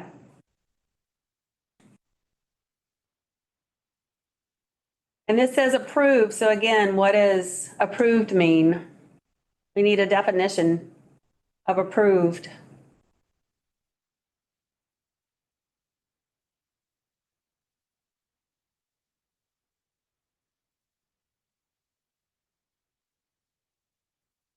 Leslie? Approved and whether it's going to be accepted, because it might be approved and then it's not accepted, which is what Melissa just said earlier.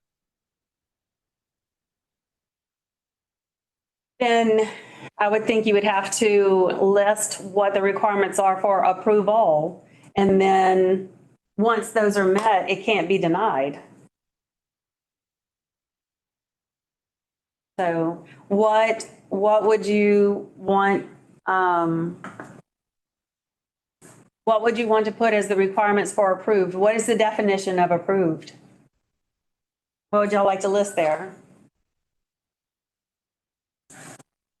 Is Melissa not saying that the LDOE is the one who determines that, or did I misunderstand that? They do now, but it's moving to LCD. I see, okay. Right. Right. And this is the problem. Like I'll be honest, they just turned down my certification. 30 years this is the 5th time I apply, and they turned me down for the same contact hours I've submitted for the last 30 years. And no explanation. No, they have nothing when I ask them to see their standards, because it's like, how are you going to turn me down when I turned in 100 something hours. I always turn in more than required. Where show me? And they can't show me anything. They have no standards. They have no anything. File a grievance. I'm sorry, file a grievance. File a grievance. And then, well, this is the thing. Then they want me to pay to reapply. So is this a money-making scam? Sorry, whoever is listening in from LDOE, but I mean, I was furious. I guess so. Yes, I'm still furious, but I mean, I resubmitted because, what am I going to do? They've got you over a barrel, and they have nothing. They have no standards. It's one little paragraph. So I agree. We need something. What that is. All right, let's start throwing up. Let's start throwing out. I'd like to make a motion that it says RID approved CEUs. Okay, so we're not doing. We're not doing motions right now, but we'll do thumbs up. But So what about those who have a BEI? well, I was gonna say, can we say RID/BEI approved CEUs? What are BEI approved CEUs? What is that? Board of Evaluation of Interpreters, No, that's Texas. I'm sorry. I know what that stands for. What do they, in other words, they go through the same thing that RID does? Similar. It's similar. It's a little shorter in time, but it's similar. Okay. All right, so that's the big question at the moment. Do you want approved CEUs to be the definition of that, meaning that RID or BEI have approved them? And remember RID and, well, I don't know about BEI's rules on that, but RID will do PINRA, which is the independent something PINRA. They recognize academic credit, and they do independent studies. You do have to be a member of RID to get them. So we had 2 thumbs up. I mean, do y'all want RID and BEI? I'm seeing a head shaking no. Are we talking about yeah. all 100? Are we talking about all 100 hours from them? Well, that was going to be my next question. Do you want a portion of them to be RID and BEI or BEI? Not and. You don't have to have both, but RID or Perhaps the percentage of the professional studies, comes from there. Obviously, I don't think you can get RID CEUs if you're going to a conference or a workshop presented for an educator. I think it would just be difficult to try to get that information from the presenter and get that to RID. You know what I mean? A lot of times interpreters are just invited to them. They're not really part of the planning process. But they could do PINRAs. They can do PINRA. Yeah. Does PINRA require a membership? Is it like RID? Yes. You have to have RID membership to get CEUs. No, but right, through RID, but is PINRA the same thing? Is that? Yes. I'm not It's a- familiar with PINRA. It's an RID program. It's just another pathway to get CEUs. If you did not do academic coursework or actual professional development hours like workshops or independent studies. Because independent study would be like, I'm gonna do this book, and you get credit for a certain number of hours for using the book. And so it is like maybe written assignments, that kind of thing. And then PINRA. And remind me, Leslie, maybe, you know, what does PINRA stand for? Participant initiated something activity. It's participant initiated. You have to fill out paperwork. And just to go back, BEI accepts RID CEUs, but RID does not accept BEI, just to kind of clarify that earlier. Right. So let's not look at the percentages right now. Let's look at that in one moment. Because things are getting mixed together in our discussion. Let's look at maybe just one thing at a time here. Leslie, you had your hand up. I was going to ask a question, but Chelsea Richard, and participant initiated non-RID activity. Okay, thank you. Thank you, Chelsea. So we're looking at continuing education units. I'm thinking that generally there was consensus about using RID or BEI approved CEUs. Do you want to talk about the 100 hours being all of those, either BEI or RID, or a compromise with a percentage of those 100 hours has to be BEI and RID approved? Thoughts on that? Denise? 75 and 25? 75, 25.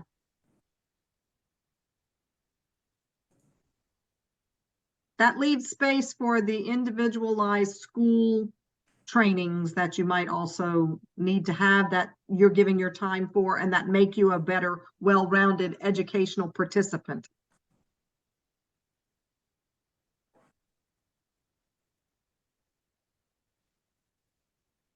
Okay, Earl's a thumbs up. Missy, thoughts on that? I worry about access. Where are these workshops? You can create them. They can be created by the district if somebody is an RID. If somebody belongs to RID, they can create the training for the half day at the end of the first quarter. That's already been done in advance, and your interpreters are now all meeting on that workshop day and getting X number of CEUs. That's kind of how it works. That's where the mentorship program can come in. Also, yes. And we push for training, because how are people going to get to this level? There's got to be more training that's going to be provided. And so I think we all are realistic about they've got to go hand in hand. It's just this committee is tasked with setting standards. We may not be the people who are in like the next ad hoc committee that's going to decide on training, because that's not really within our standards. But we know that that's got to be provided. It is, but what are the standards for professional development in the CEUs? Denise? I also want to add that, thank you, Jenna, for sending the contact hour definition. But if we're going to discuss CEUs as being under the BEI or RID standard, 100 hours is not the same as 100 CEUs. We need to make a clarification of that somewhere. I would faint if I saw 100 CEUs being required, just FYI, since to maintain my certification every 4 years, I need 8. So it's there 8, which equals 80.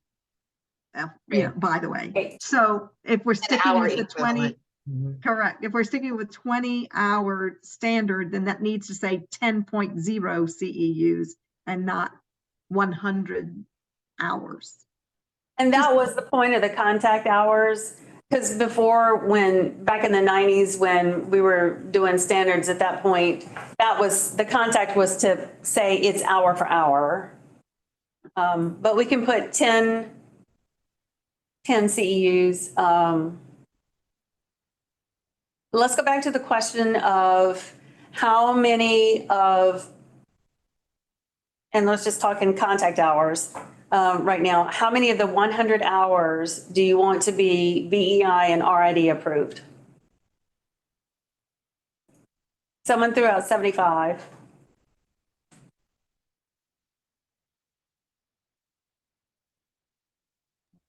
I'm thinking more 60-40.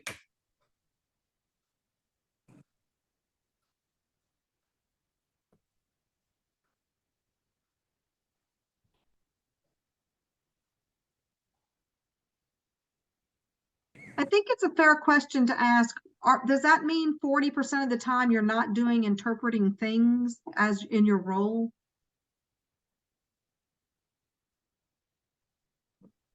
It could be educational, like Jana said. Our SPED department puts together, a lot of times we get together with teachers and we discuss new curriculum and new ways to work with the deaf kids. That was one of the things that was declined, by the way. I'm sorry, what did you say? We were doing an editing thing. I'm sorry, what was the decline? The SPED, we had a SPED workshop we brought in, we got a new program and That was denied? Yeah. So things like that, I mean, I guess, I don't know.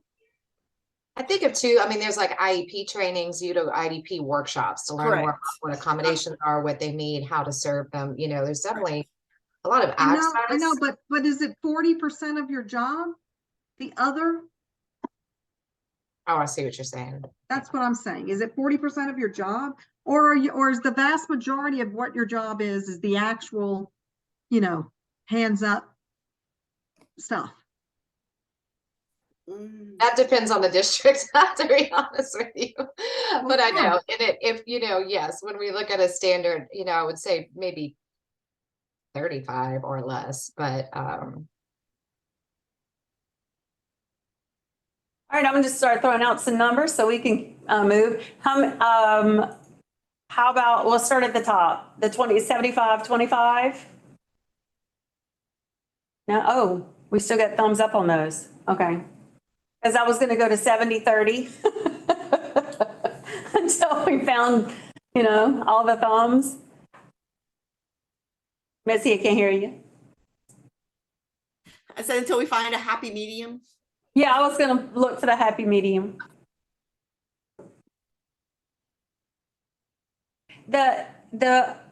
Just, I guess, remember, if we're at 75 and 25, the RID, within that 75, you can do general studies, and you can,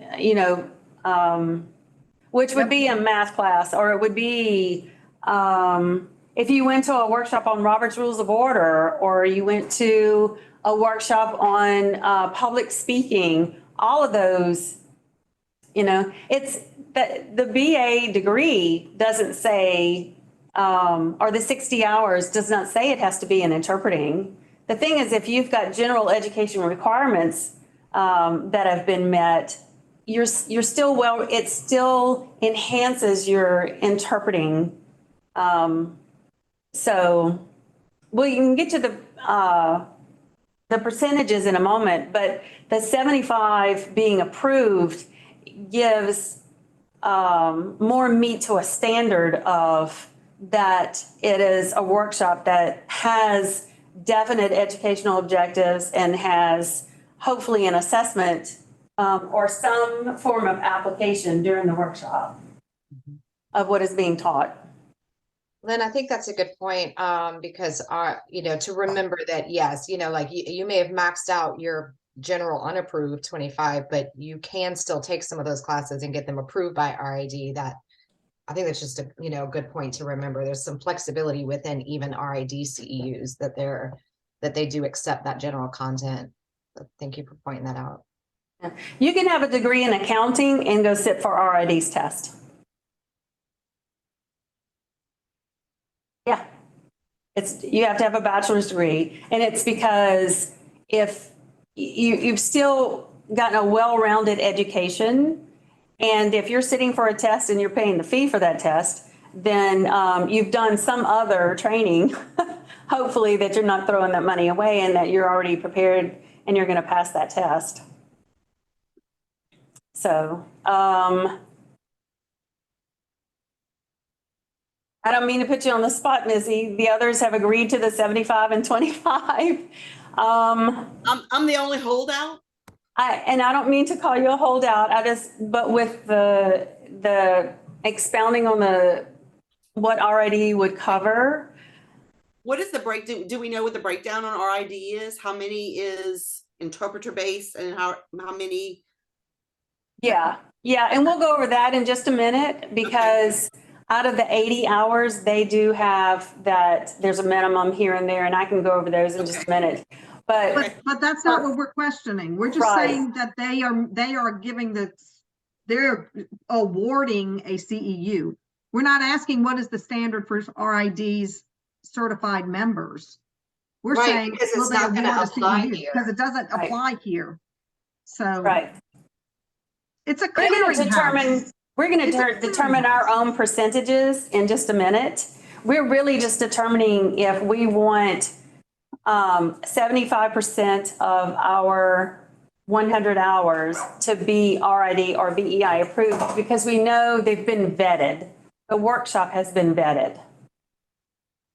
And that's what we're wanting, is some assurance that it's not, my neighbor's sister who gave me a workshop. She may be smart as can be, but I mean, y'all don't know her. So are y'all good with the 75-25? All righty, we have group consensus on that. And if you'll put that in there, that is 75 hours must be BEI, and then that gives 25 hours of a lot of flexibility. To clarify, do you want me to remove the 100 hours in parentheses? No, 100, so take the BEI and RID out again, and put those after certificate. Okay. Yeah, bump that down, just put another little, I guess, a bullet there.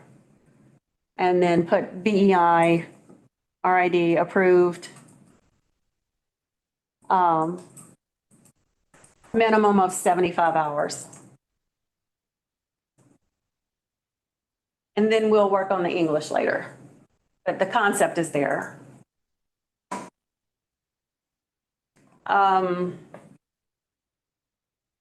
Do you want to put in any, I think we need some kind of definitions for the other 25 of what that is.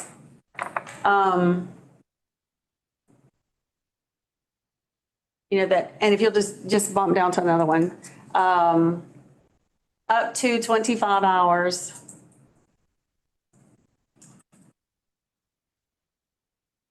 Maybe, and then what do we want to put in there?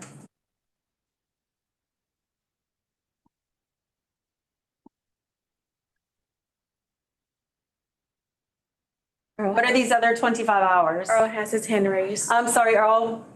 It could be something related to their particular district's requirements, educational workshops held at their particular school and or district, or as was mentioned earlier, like the SPED requirements for that particular school, anything.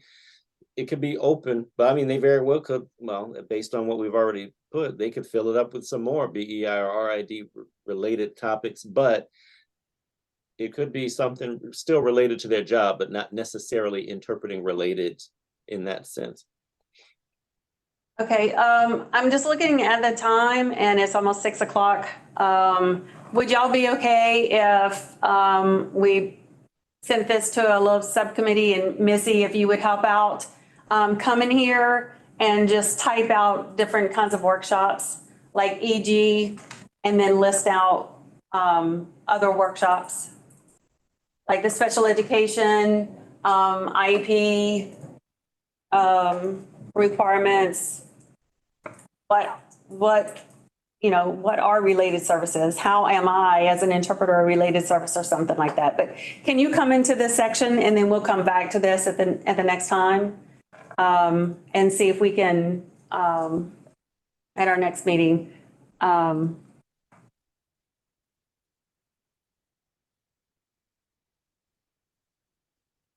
mean, I'm the one, I guess I need to know, do y'all want some kind of definition of what approved means for the 25?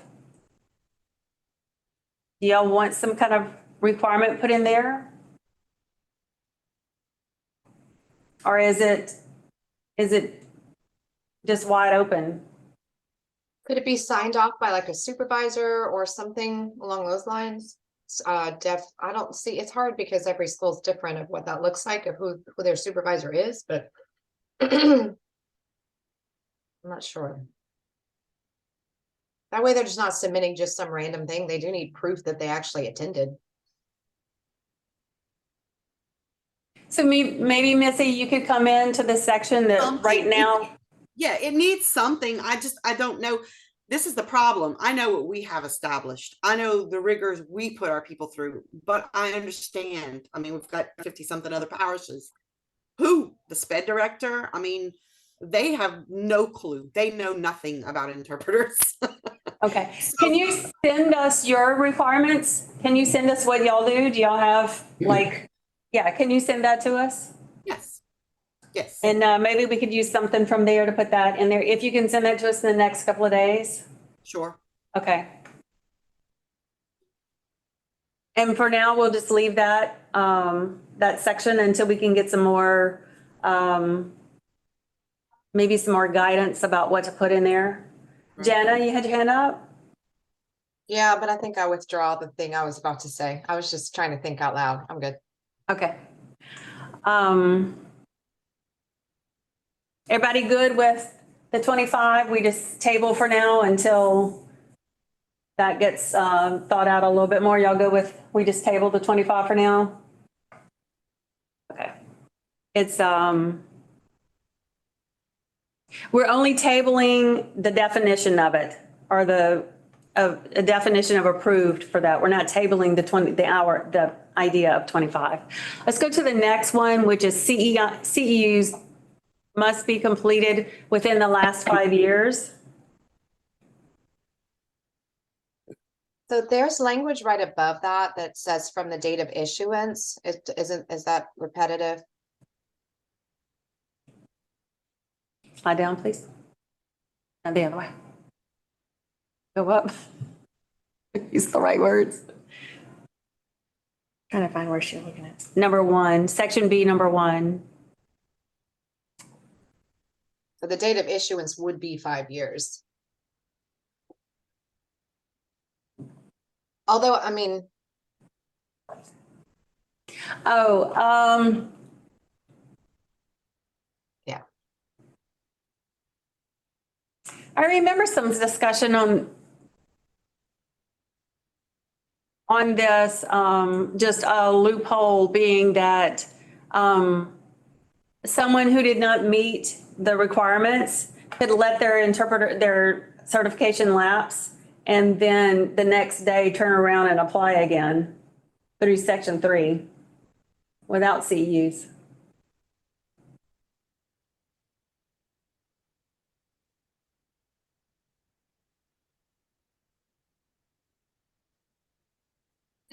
You know, the So saying, like sometimes you don't think about things because it's stuff you would never do. This is one of them, but it's a good point, you know? Yeah, this may not belong here just because, yes, it is, the hours have to be accrued from the date of issuance. But that is a loophole maybe to put somewhere else. Do you want to move that elsewhere?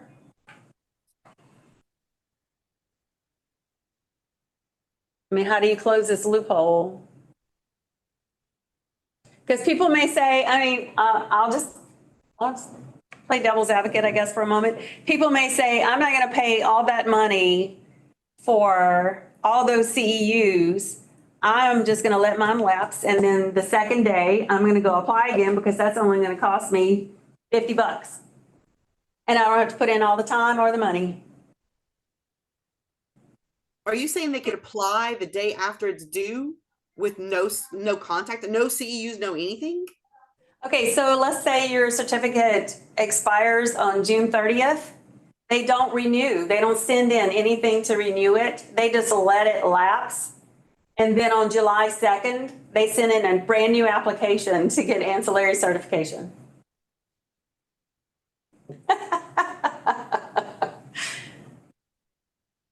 Yeah. I mean, think realistically, because of the registry, it would be really hard to do that because they would already be in the system. But I mean, I see what you're saying. I think it maybe take out accrued and then simply just state that they have to have been completed in the last 5 years prior to the application or something like that. Let me just add, it also doesn't have to have a sinister origin. If you've been diagnosed with some illness in the last year, you can't get in those, you're letting your certificate lapse because of other priorities. You should be able to then reapply and get started again when you're perhaps on the mend. That's an example. Yes. I mean, so that is, there almost has to be a space for the loophole. Right. Like somebody loses everything in a fire or a flood or Katrina. I've had an interpreter, I've had that happen. Now that you say that, okay, it's not all malice. Okay. Right. Oh, no, and I didn't mean to imply that it was malice. No, but that's how it was. All the way across.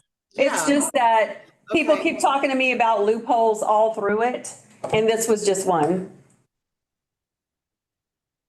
Gosh, I wish we had ever had the problem of people having loopholes so much that they wanted ancillary certificates over and over.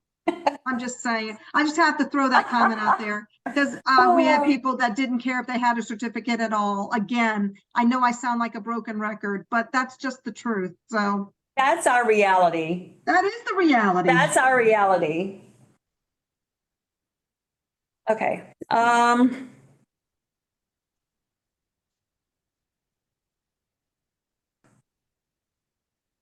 But to Denise's point, can you put a note in there somewhere about maybe a new number 3 or something, or above section C? I'm sorry, it didn't even have to be number 3. I would like to look at exemptions, requesting an exemption.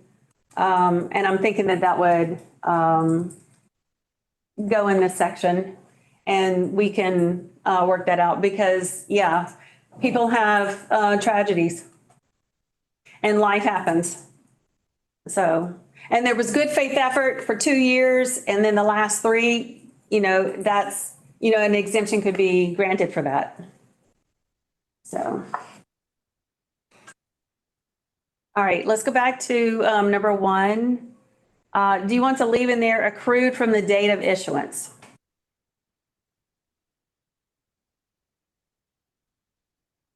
The 100 hours has to be accrued from the date of issuance. Do you want to leave that in there? What if we change that to the calendar year of issuance? If I just finished 10 CEUs and I don't get that certificate to July, and I can't use those 10, that seems kind of pointless to me. Within the calendar year, it's just an idea. I think this was to not tie it to anything generic, but make it very specific to you, because if you get certified in April, then that's when you get to start counting. I guess that's true. Sure. Yeah. Because even if, you have to pull in like 2 RD transcripts or something like that, because your cycle ended, and then, you just pull in both of them, and then LCD would look at the dates.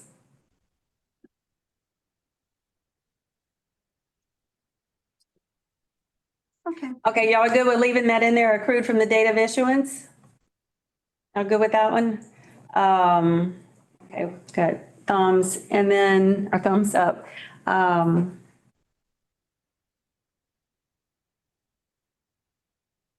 CEUs must have been completed within the 5 years, the last 5 years. Were we gonna leave that, or did you want to move that out? And it needs to find another place.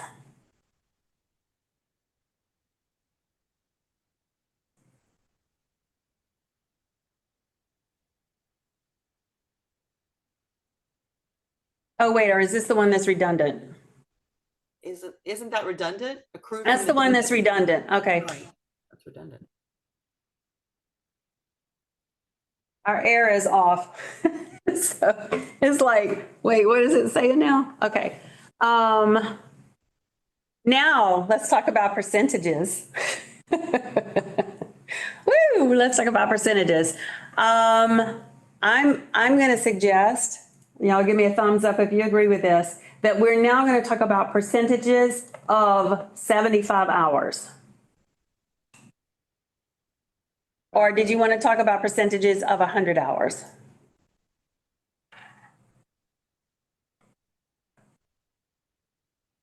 Okay, so the 75 hours from RID, in other words, RID requires more than 75 from you guys.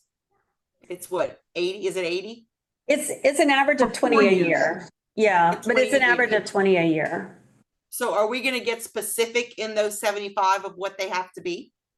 Well, that's what I'm asking is, do you want to do percentages of the 75 hours, or do you want to do percentages of 100 hours, knowing that 25 of those could be general studies? Right. So how many want 75? We'll look at percentages of 75. Okay, so we're looking at percentages of 100. Which one do y'all want to look at 100? Start with there, maybe? Let's start with 100. Let's start with 100. All right. Okay. So, general studies, maybe we start with that one because we know that at least 25 of those hours can be general studies. Did you say 25? Yeah. And what's proposed, no, not percentage. So would 45 hours work?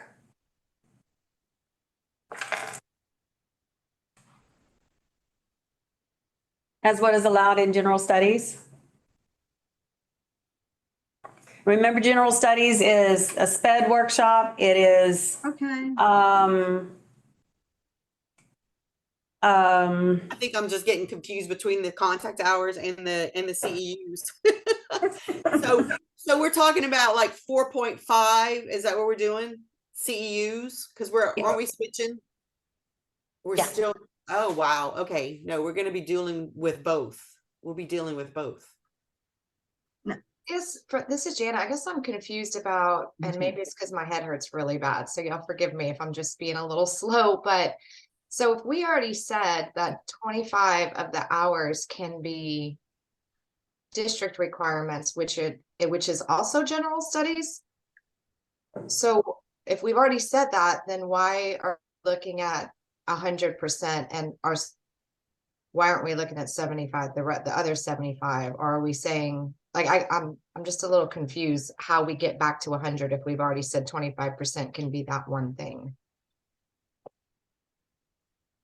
Or 20, yeah. Am I sorry? yeah, I could see it either way, and that's why I was asking the question, do you want to do it at 75 or do you want to do the 100? The thing is, if you do it at 100, you have to account for the 25 in the general studies. And that's why I was saying right now, a proposal is 45 contact hours, which would cover the 25. Because you may get all already approved hours. Like for me, I'll use me as an example. I would most likely go with RID hours for 100 hours rather than trying to deal with getting approval from my district. It's just easier. That's a personal preference. So I don't want it to be, I have to get 25 hours from my district. I might want to get 100 from RID. That makes sense. Yeah. So you're just saying like no less than, I mean, no more than. No more something, than. but it can be all in. It Yeah, can be all in professional, but it can't all be in general. right. Like that. Right. Right. And the 45 hours that's in there right now, which, I mean, that's only a, an amount to start discussion, covers the 25 and it still gives you 20 more hours where you can go to Robert's Rules or, Right. just other things that would be general studies. Active shooter drills, whatever. Yes, yes.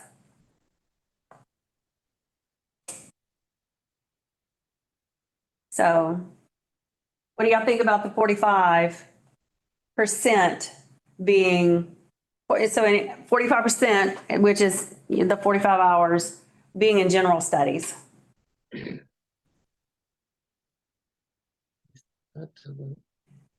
And that needs to say maximum. The general studies. The 45% maximum for general studies. And we'll find another way to write it. I just want to put it in there right now for, because I would think the professional studies is a 45% minimum.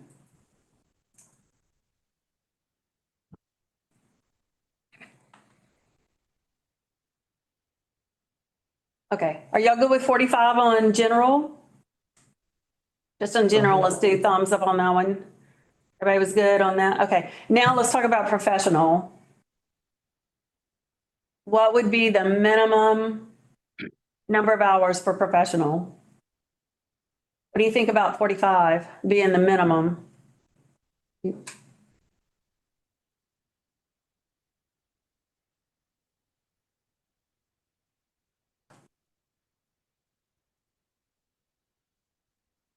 I want to see it over 50%. Okay. Thoughts on it being over 50%? What is over 50% or at 50%? It's okay, or it needs to be over? Yes, 50 and over. All righty. So do I hear 50? Well, I'll be honest. No, I mean, I actually do mean over 51. Okay. I mean, I not to split a hair, but we need to lean in the side of professionalism. Okay. Let's say 55, just because the fives tend to round out a little better. So 55, who would want 55 for a professional? Okay. Actually,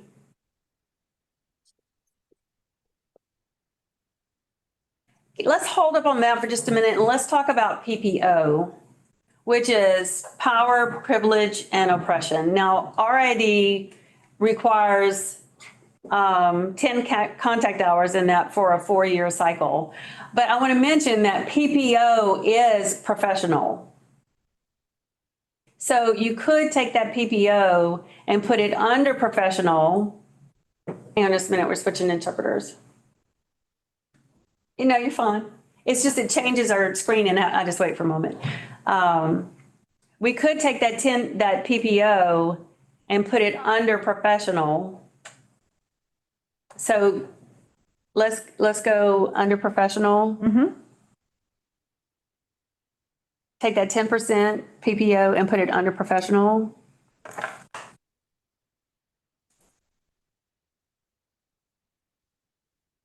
Like that. And it's like, I would take the 10% out because now that's going to be confusing. And put minimum of 10 contact hours must be PPO.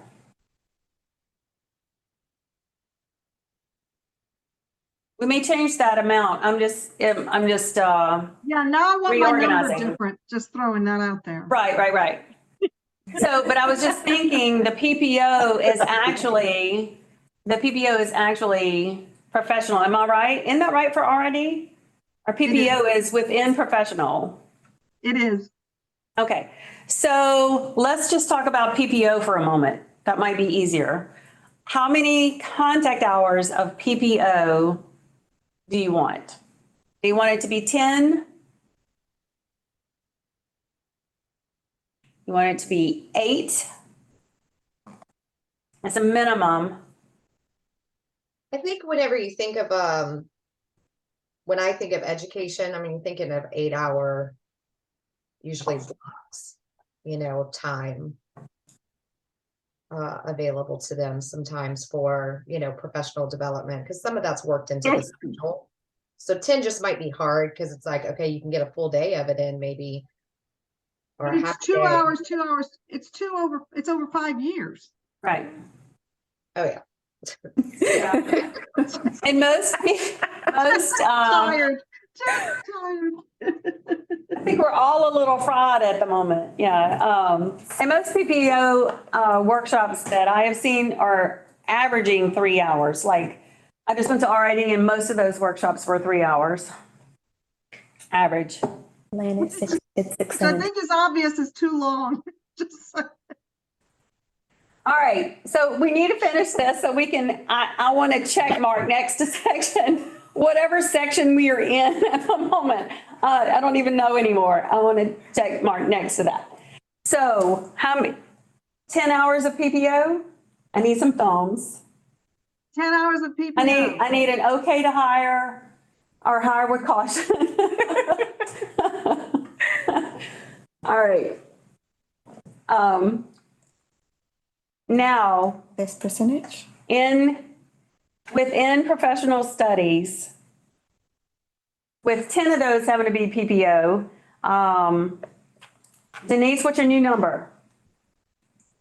Well, now my new number doesn't work with the 45 maximum of general studies. Those things have to add up to 100. So it does, 55 and 45. Yes, but that's your 100. But 45 of them are now something else. Oh, professional studies is now 55 hours. Right. Yeah, that's 55. There we go. No strikeout, just, okay. Yeah. 10 of which have to be 55, have to be PPO. Yeah, are you still good with the 55?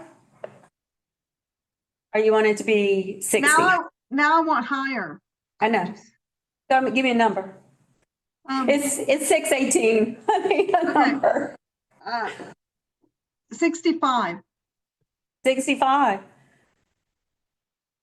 Do we have thumbs on 65? Which would be 35 for general studies. Do we have thumbs on 65? Earl, what you thinking? 65 for professional studies? Okay, so we're at 65 for that. And then 35 for general.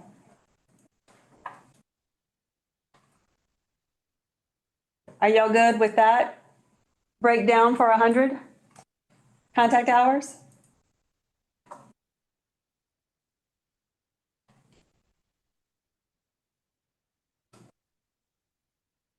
Missy, you talking to us? Okay, alrighty, thank you. All right, then number 2, which is crossed out at the moment, but just it's the 3 semester hours with a grade of C or higher. Are you okay with that's the requirement if they're submitting academic credit? That there has to be a grade of C or higher?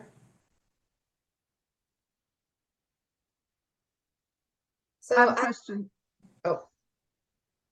Denise and then Jana. My question is, if they're submitting academic credit, why isn't that just being run through RID? Because it can be. And then that standard's already in there. I would look at it and say, if you don't require it through RID, Okay, then you've got more flexibility. That Okay. if you didn't have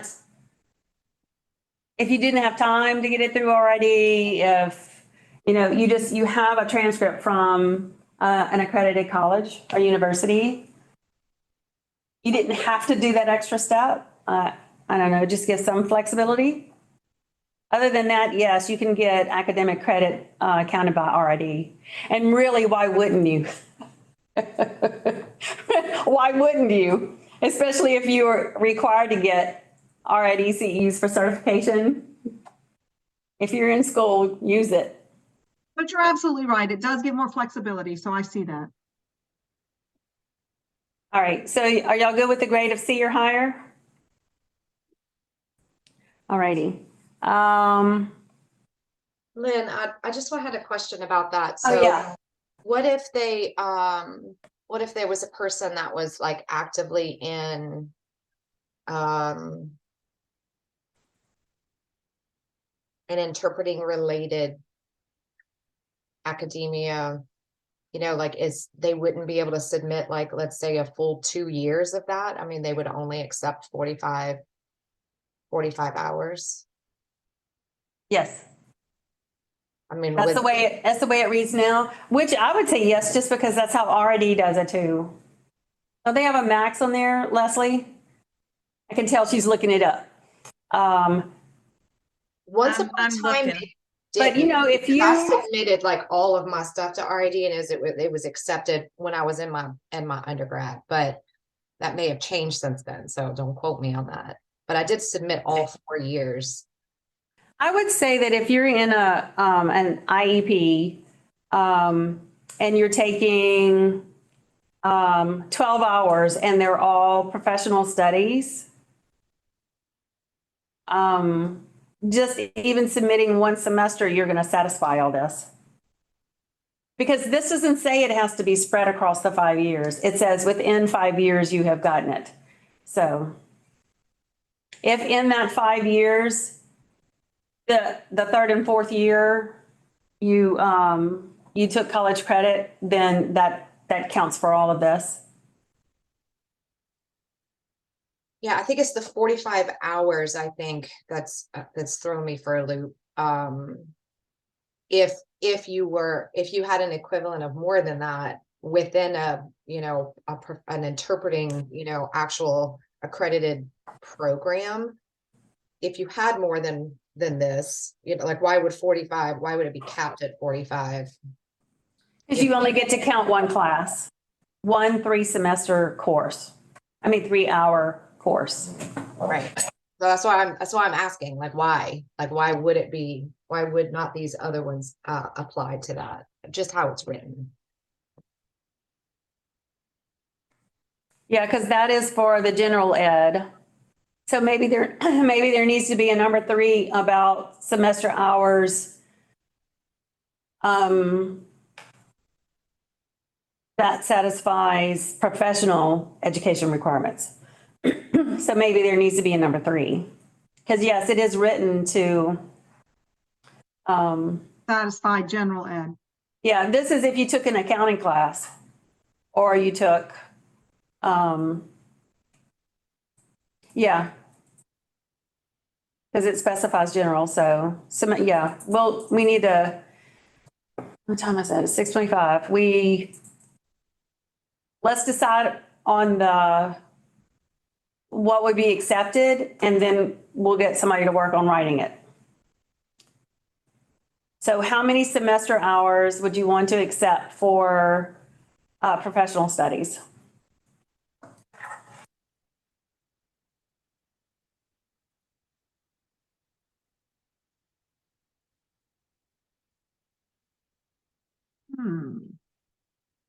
I'm stumped because I'm not sure how that's different.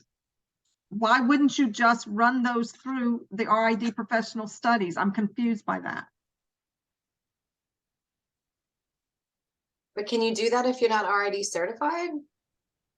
You Yeah, get associate. RID member and still get the CEUs. Yeah, associate members get CEUs.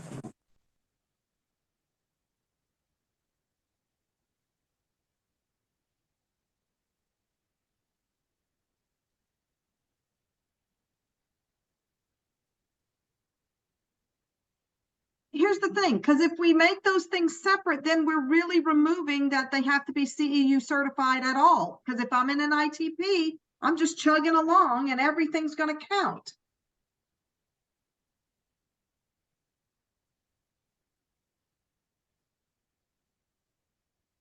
Unless I'm completely misunderstanding. I guess, like I said, I think back because that's at one point when I turned in my CEUs for RID, I turned in my transcript because I was in school, I was working full time. I had a couple of extra hours here and there, but my focus was my degree, and I was in an interpreting program. And so when I graduated, I turned all of those credits in and they approved all of them. I satisfied, my cycle of CEU requirements at that time. Again, they may have changed it since then.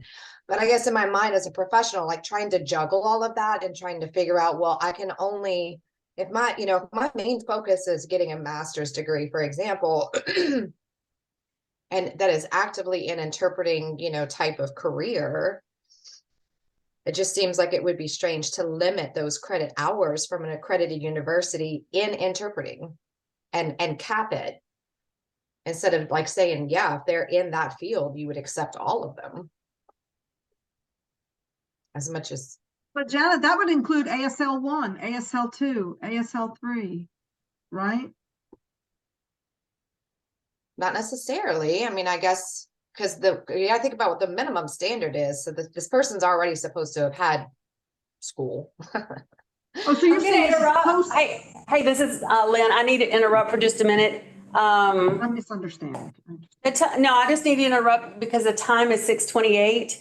Technically, if we do not make a motion to extend the meeting, we absolutely adjourn at 6:30 without making any motions. And so I don't know what the rule is on this, if we have to come out of committee of the whole to make a motion to extend the meeting.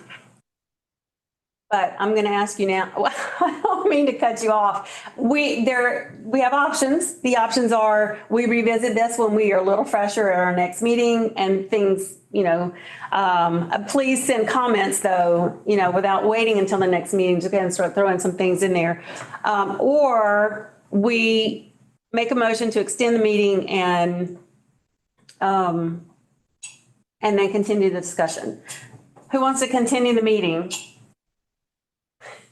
I already knew the answer to that. Do I hear a motion that we come out of committee of the whole? Leslie? So moved. And Earl seconds. Any discussion? Seeing none, all in favor of coming out of committee of the whole, and it passes unanimously. We are now back in session. And do I hear a motion that we accept the changes made today? I'd like to make a motion, we accept the changes made today in their entirety. And that they will be listed in this motion. I don't like the blanket stuff. I want it listed in the motion. So as listed in the motion is what you mean, right, Denise? The motion is what I thought you meant. That's what I thought you meant. And do I hear a second? And Earl seconds that. The time is 6:30. We are adjourned. We don't vote. It's 6:30. We don't vote. It's 6:30. The meeting adjourns itself because it was announced as being 6:30. That's why I was saying we have to have a motion to extend the time of the meeting. Otherwise, it ends itself. But while y'all are still here, I'm not. Even interpreters have to leave. Okay. Thank you, interpreters. Thank you very much. Bye. Can you see me? Yeah. Okay. Make sure people can see me. Please go look in the document when we make some changes. I think, are y'all getting emails?